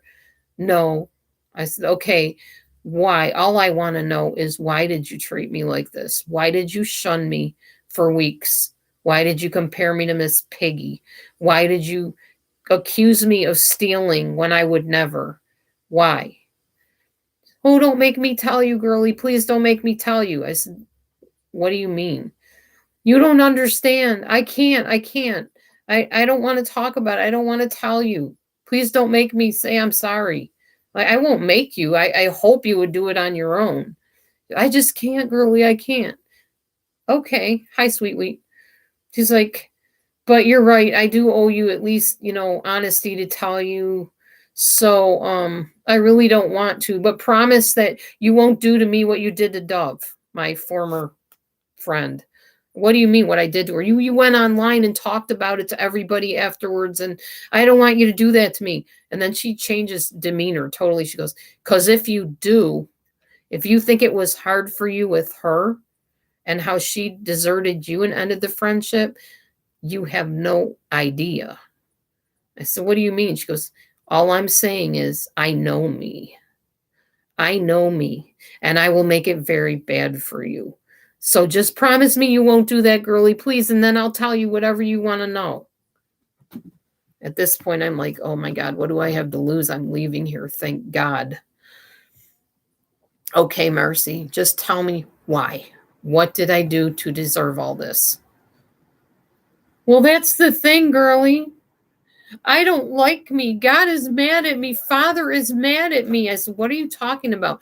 Father, you think Father likes the way I treated you? Do you think he likes that I compared you to Miss Piggy and made you watch those terrible movies and treated you like that? Do you think he likes that? Is he proud of me? I'm like, I highly doubt it. I mean, he's God. He's pure. He's holy. I'm going to guess no. He goes, well, that's why. That's why I can't do it. I should have never treated you that way. You didn't deserve any of that. I said, okay, that's right. I didn't. She goes, I don't know. You don't appreciate stuff like I do. Like you don't know the difference between regular chocolate and Hershey's chocolate and Dove chocolate. You don't understand gourmet things and the richer, finer things of life. And I'm like, okay. She goes, if I picked a daisy or a dandelion out of the ground, you'd probably think it was great because it was from your Marcie. I said, okay, what's wrong with that? I love you. I cherish you. I treasure you. You were my best friend. That's the problem, girl. You don't get it. You don't get it. You have to know exquisite things in life. You can't just think everything's okay and everything, beneath those things is normal and okay. And I'm like, I guess we just really don't click, Marcie. We just don't. I get it. I forgive you. I'm not going to hold it against you. She's like, so you're not going to talk about me and all that stuff like you did with Dove? I said, I'm not going to guarantee that. I probably will talk to some people about it because I need to. She's like, well, I'm just telling you, it's going to get really bad for you if I hear that you did that. And I'm like, okay. So, basically that's kind of how it ended. She and Ned drove alongside of me for a while. They were trying to help me get to a gas station to get gas for the vehicle. And at one point I lost them and they did not try to look for me. So I don't remember how I found the gas station, but somehow I did, probably the grace of God. I pulled up at the gas station. They were in front of me. They filled my car with gas. She came over, gave me a hug and said, let me know you got home safely, okay? I'm like, okay.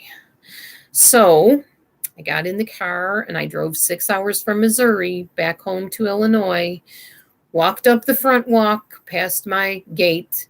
My daughter Randy came out and she goes, how was it, Mom? And I literally fell into her arms sobbing. It was the worst thing I ever went through. I mean, I was a mess. I was a hot mess. And I was so disillusioned. I had never met anybody so narcissistic and borderline in all my life.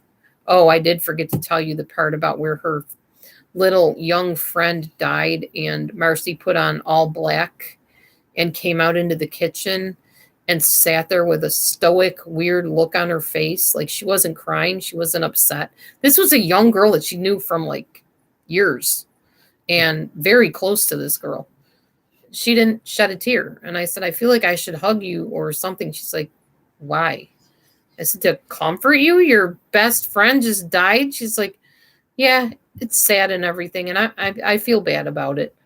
I'm like, yeah, but I feel like I should comfort you. She goes, well, if that would make you feel better to come over and give me a hug, go ahead. And she was like bored. She didn't hug me back or anything. She just, I don't know. And then I remember her saying about the funeral, how she didn't want to go to the funeral because everybody's going to say, oh, she was such a nice person, blah, blah, blah. She goes, and they're going to come up to me and act like they know me. And I'm going to have to be friendly with them. And I don't know those people.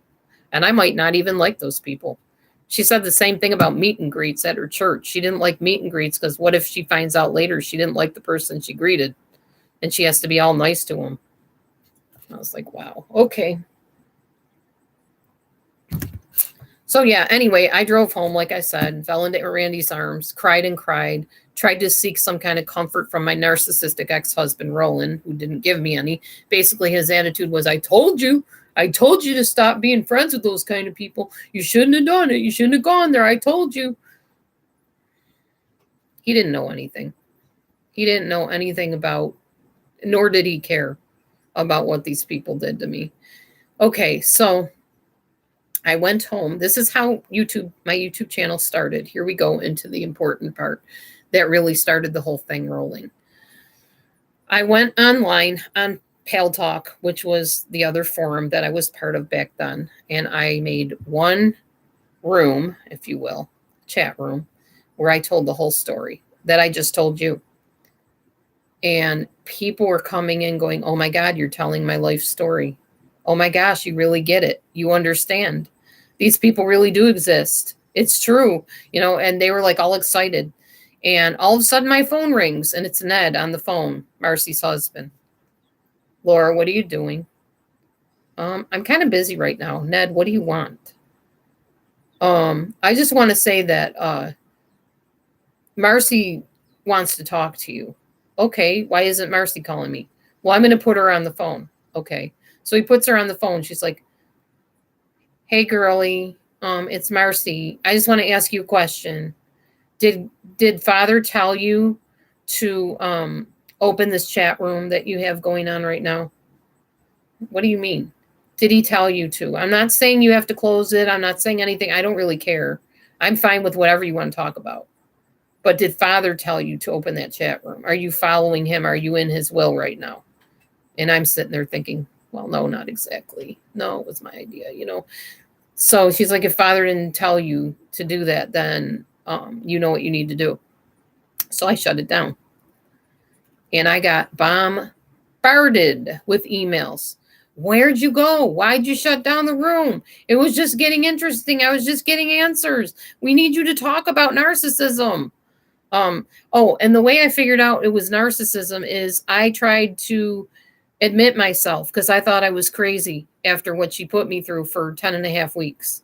And they told me, no, you just tangled with some toxic people. Just maybe stay off the internet and stay away from those kind of people. Basically, they have nothing going on in their life, so they try to live your life for you and control you. So just stay away from them. Well, I was addicted to the internet. I wasn't going to stay off the internet. That wasn't going to happen. So I basically did the research on my own. I discovered Sam Vaknin's channel. Those of you that haven't heard of Sam Vaknin, be careful if you go to his channel. You might not want to engage with him one-on-one because he is a true narcissist. I will tell you that right now. If he's not, he's a darn good actor like one. But I went to his channel and he had his whole book, Malignant Narcissism Revisited or something like that. Or Narcissism Revisited. And I went on there and I poured over page after page online of his stuff. And I realized, oh my gosh, Marcie does this. Marcie did this. This is what happened when I was with her. This must be what she has.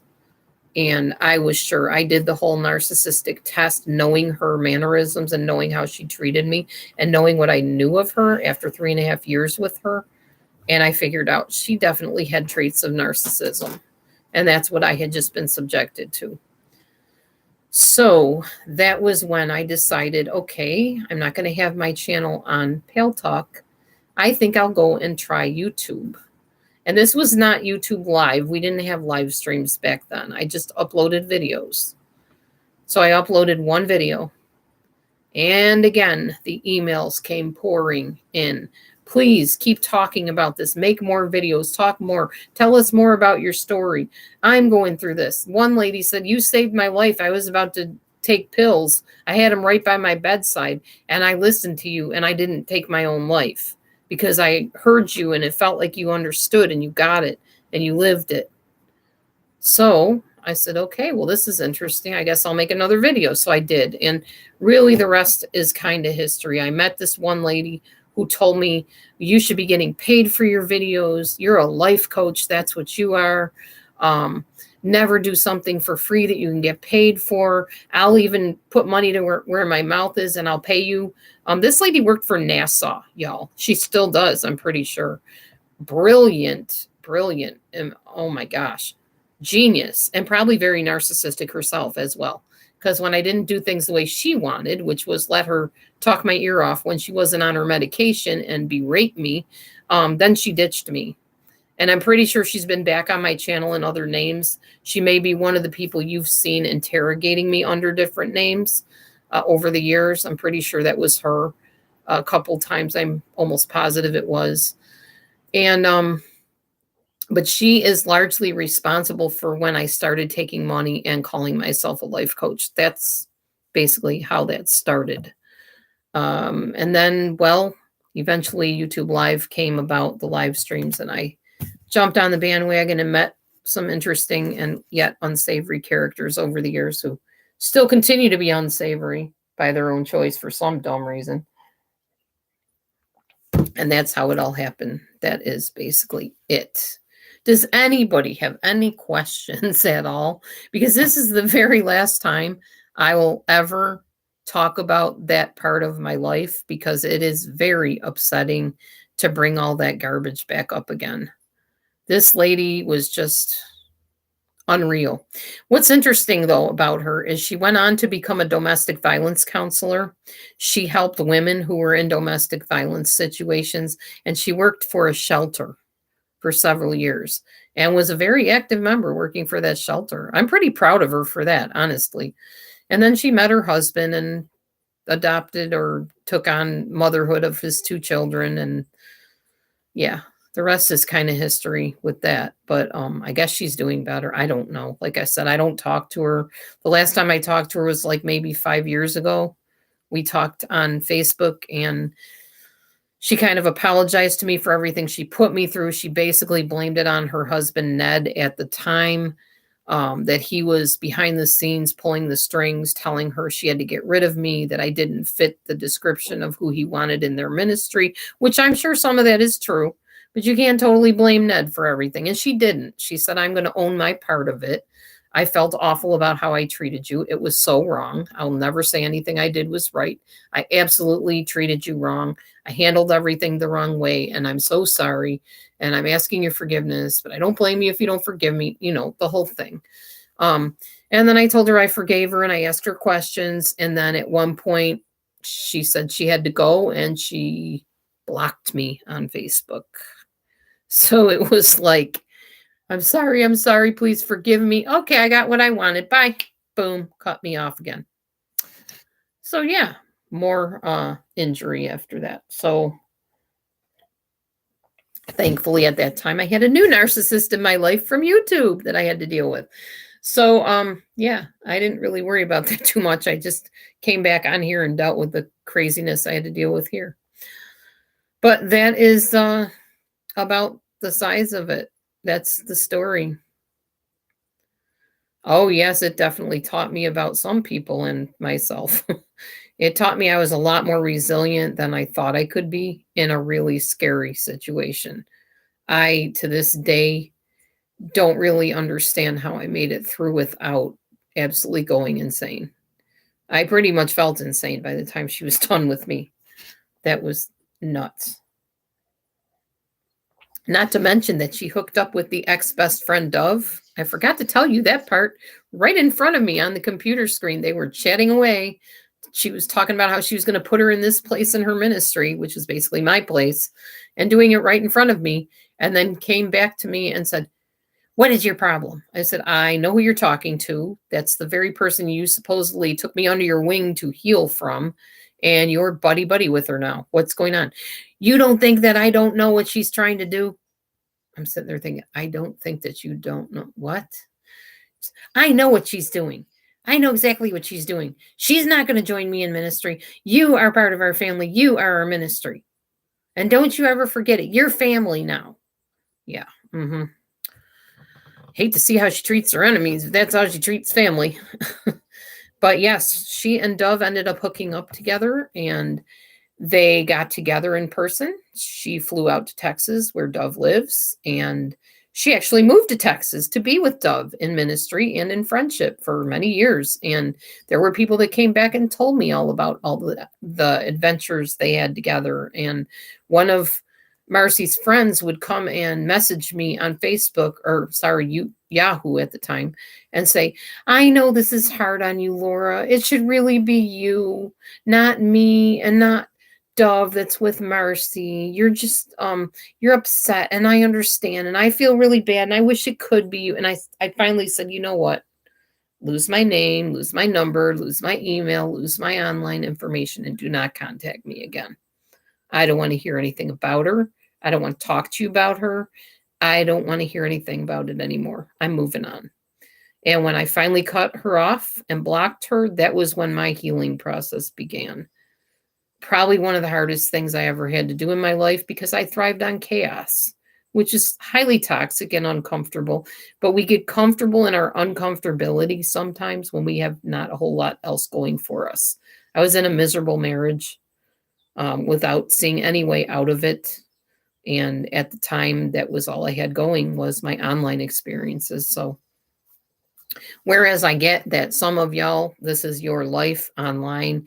If it is, I feel very sorry for you because there's a whole life outside of the internet that you're missing out on.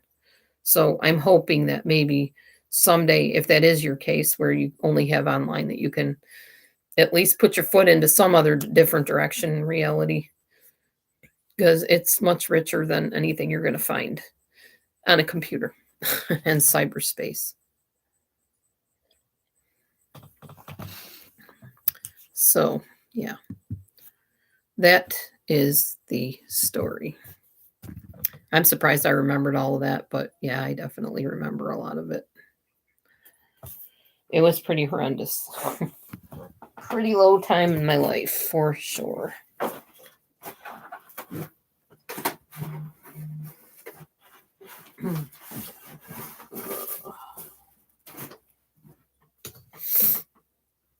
Hey, main girl, how are you doing? What's new, girl?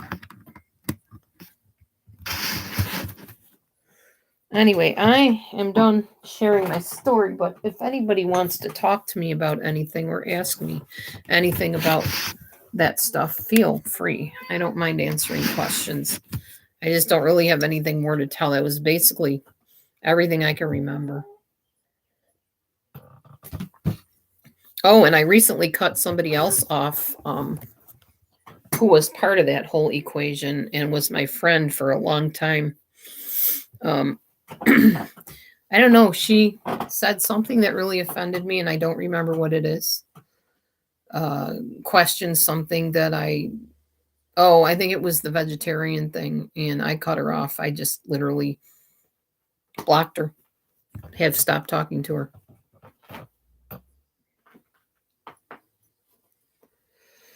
Oh, okay. No problem, main girl. It's a long story. Sorry it's so long, but it was like 10 and a half weeks to tell about. So I had to kind of condense it into a video, you know.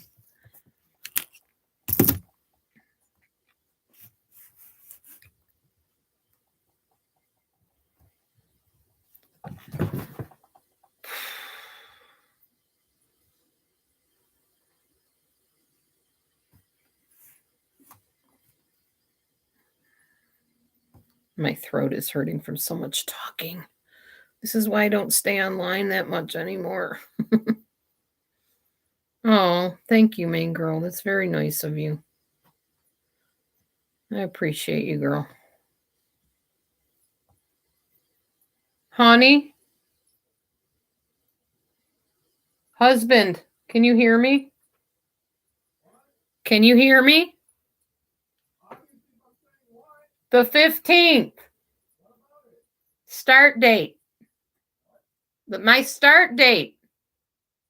He called me.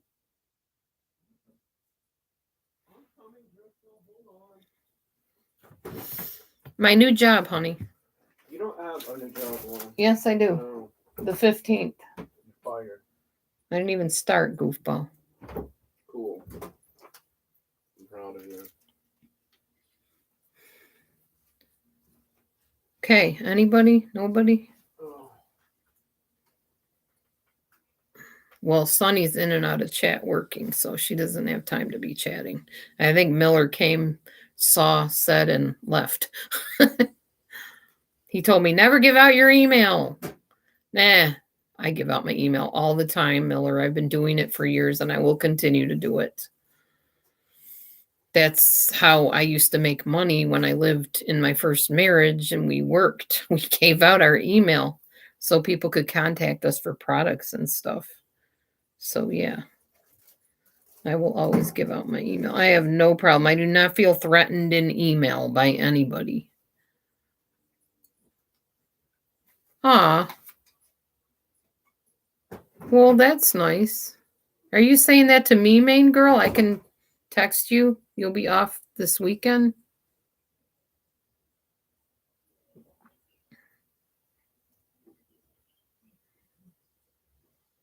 I didn't know if that was to me or somebody you were talking to in the chat. I wasn't sure.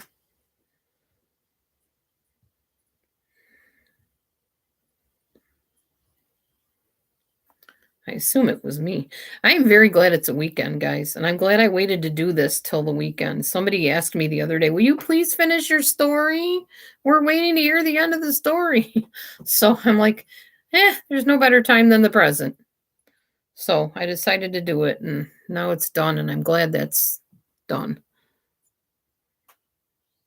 Oh, okay.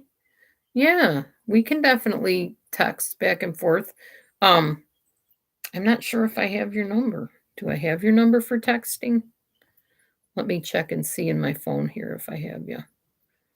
I have a new phone, so I might not have your number anymore, but you know my email, so. Oh, I do have it. I just found it. Yes. Okay, so if you see a weird number come up on your phone, that's mine. I'm going to actually message you right now so you know. Saying it's me, Dee Dee. So if you check your phone, that's me messaging you right now, just so we make sure that I have the right, that you have the right number for me. Okay, good. I got it. Awesome. Perfect. And you can message me anytime. With any jobs that I have, I definitely can take phone calls. It's not a problem. It just might take me a while to get back to you, is all. But I always do.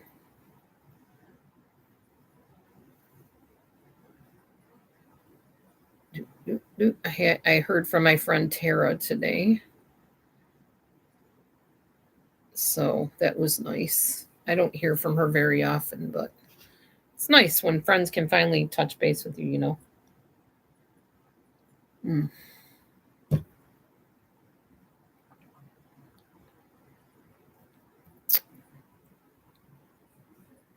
Okay. All right. No problem. No problem.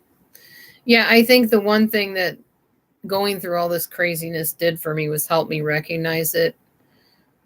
However, as you all know from watching me on YouTube the past few years, I went through it again and still kept going back for more. So I am definitely not perfect by any means in how I handle things sometimes.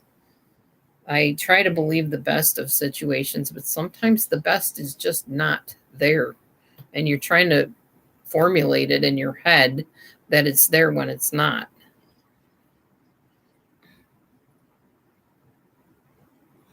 Oh, wow, that's exhausting, Sonny. I understand. So, I guess on that note, I can let y'all go. Probably gonna go gargle with some salt water for my throat and just rest it for a while. I've been talking a lot. It's time for me to stop talking and maybe read my book or something. Maybe whisper chat with my husband a little bit. Well, you're very nice, Wheezy. I don't really know what story times I would have. Like, unless you have an idea of what kind of story time you want me to tell you, let me know. I'll be happy to oblige. Hi, Moke Moke. I will be happy to do whatever story time you want me to tell you. What kind of stories do you want? Think about it. Let me know. And I will come back and story time with you. This just happened to be a part of my life that somebody asked about that I had started talking about and then I didn't finish. And I wanted to put an end on it. The kitties are doing better. Maverick does growl at Bo every once in a while, but there hasn't been any fisticuffs going on, which is awesome. So I think the pheromone treatment is starting to work. It does take 7 days to fully get into the air to where it's working. I do think it works, though. I would definitely advise it for anybody that's having fighting kitty cats. But yeah, we've also been keeping Bo pretty much in the bedroom when we go places or if I have to work. So that's helped a lot. Since cats are very scent oriented, that helps them take a break from each other and stuff like that. My foster mom said to put vanilla on their noses. So yesterday I put a little drop of vanilla on Maverick's nose, but he still tried to fight Bo, or at least kind of swatted him. So I don't know if that worked, but no, overall I think things have calmed down.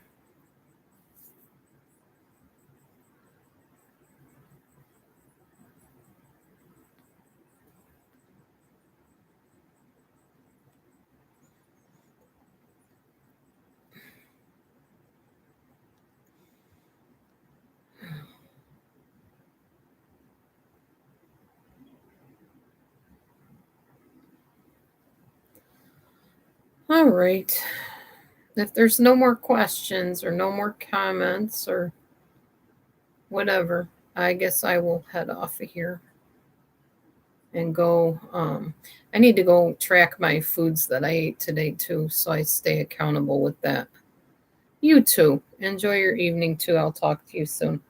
Be blessed, everybody. Thanks for listening. I'll keep this posted, of course. Shalom.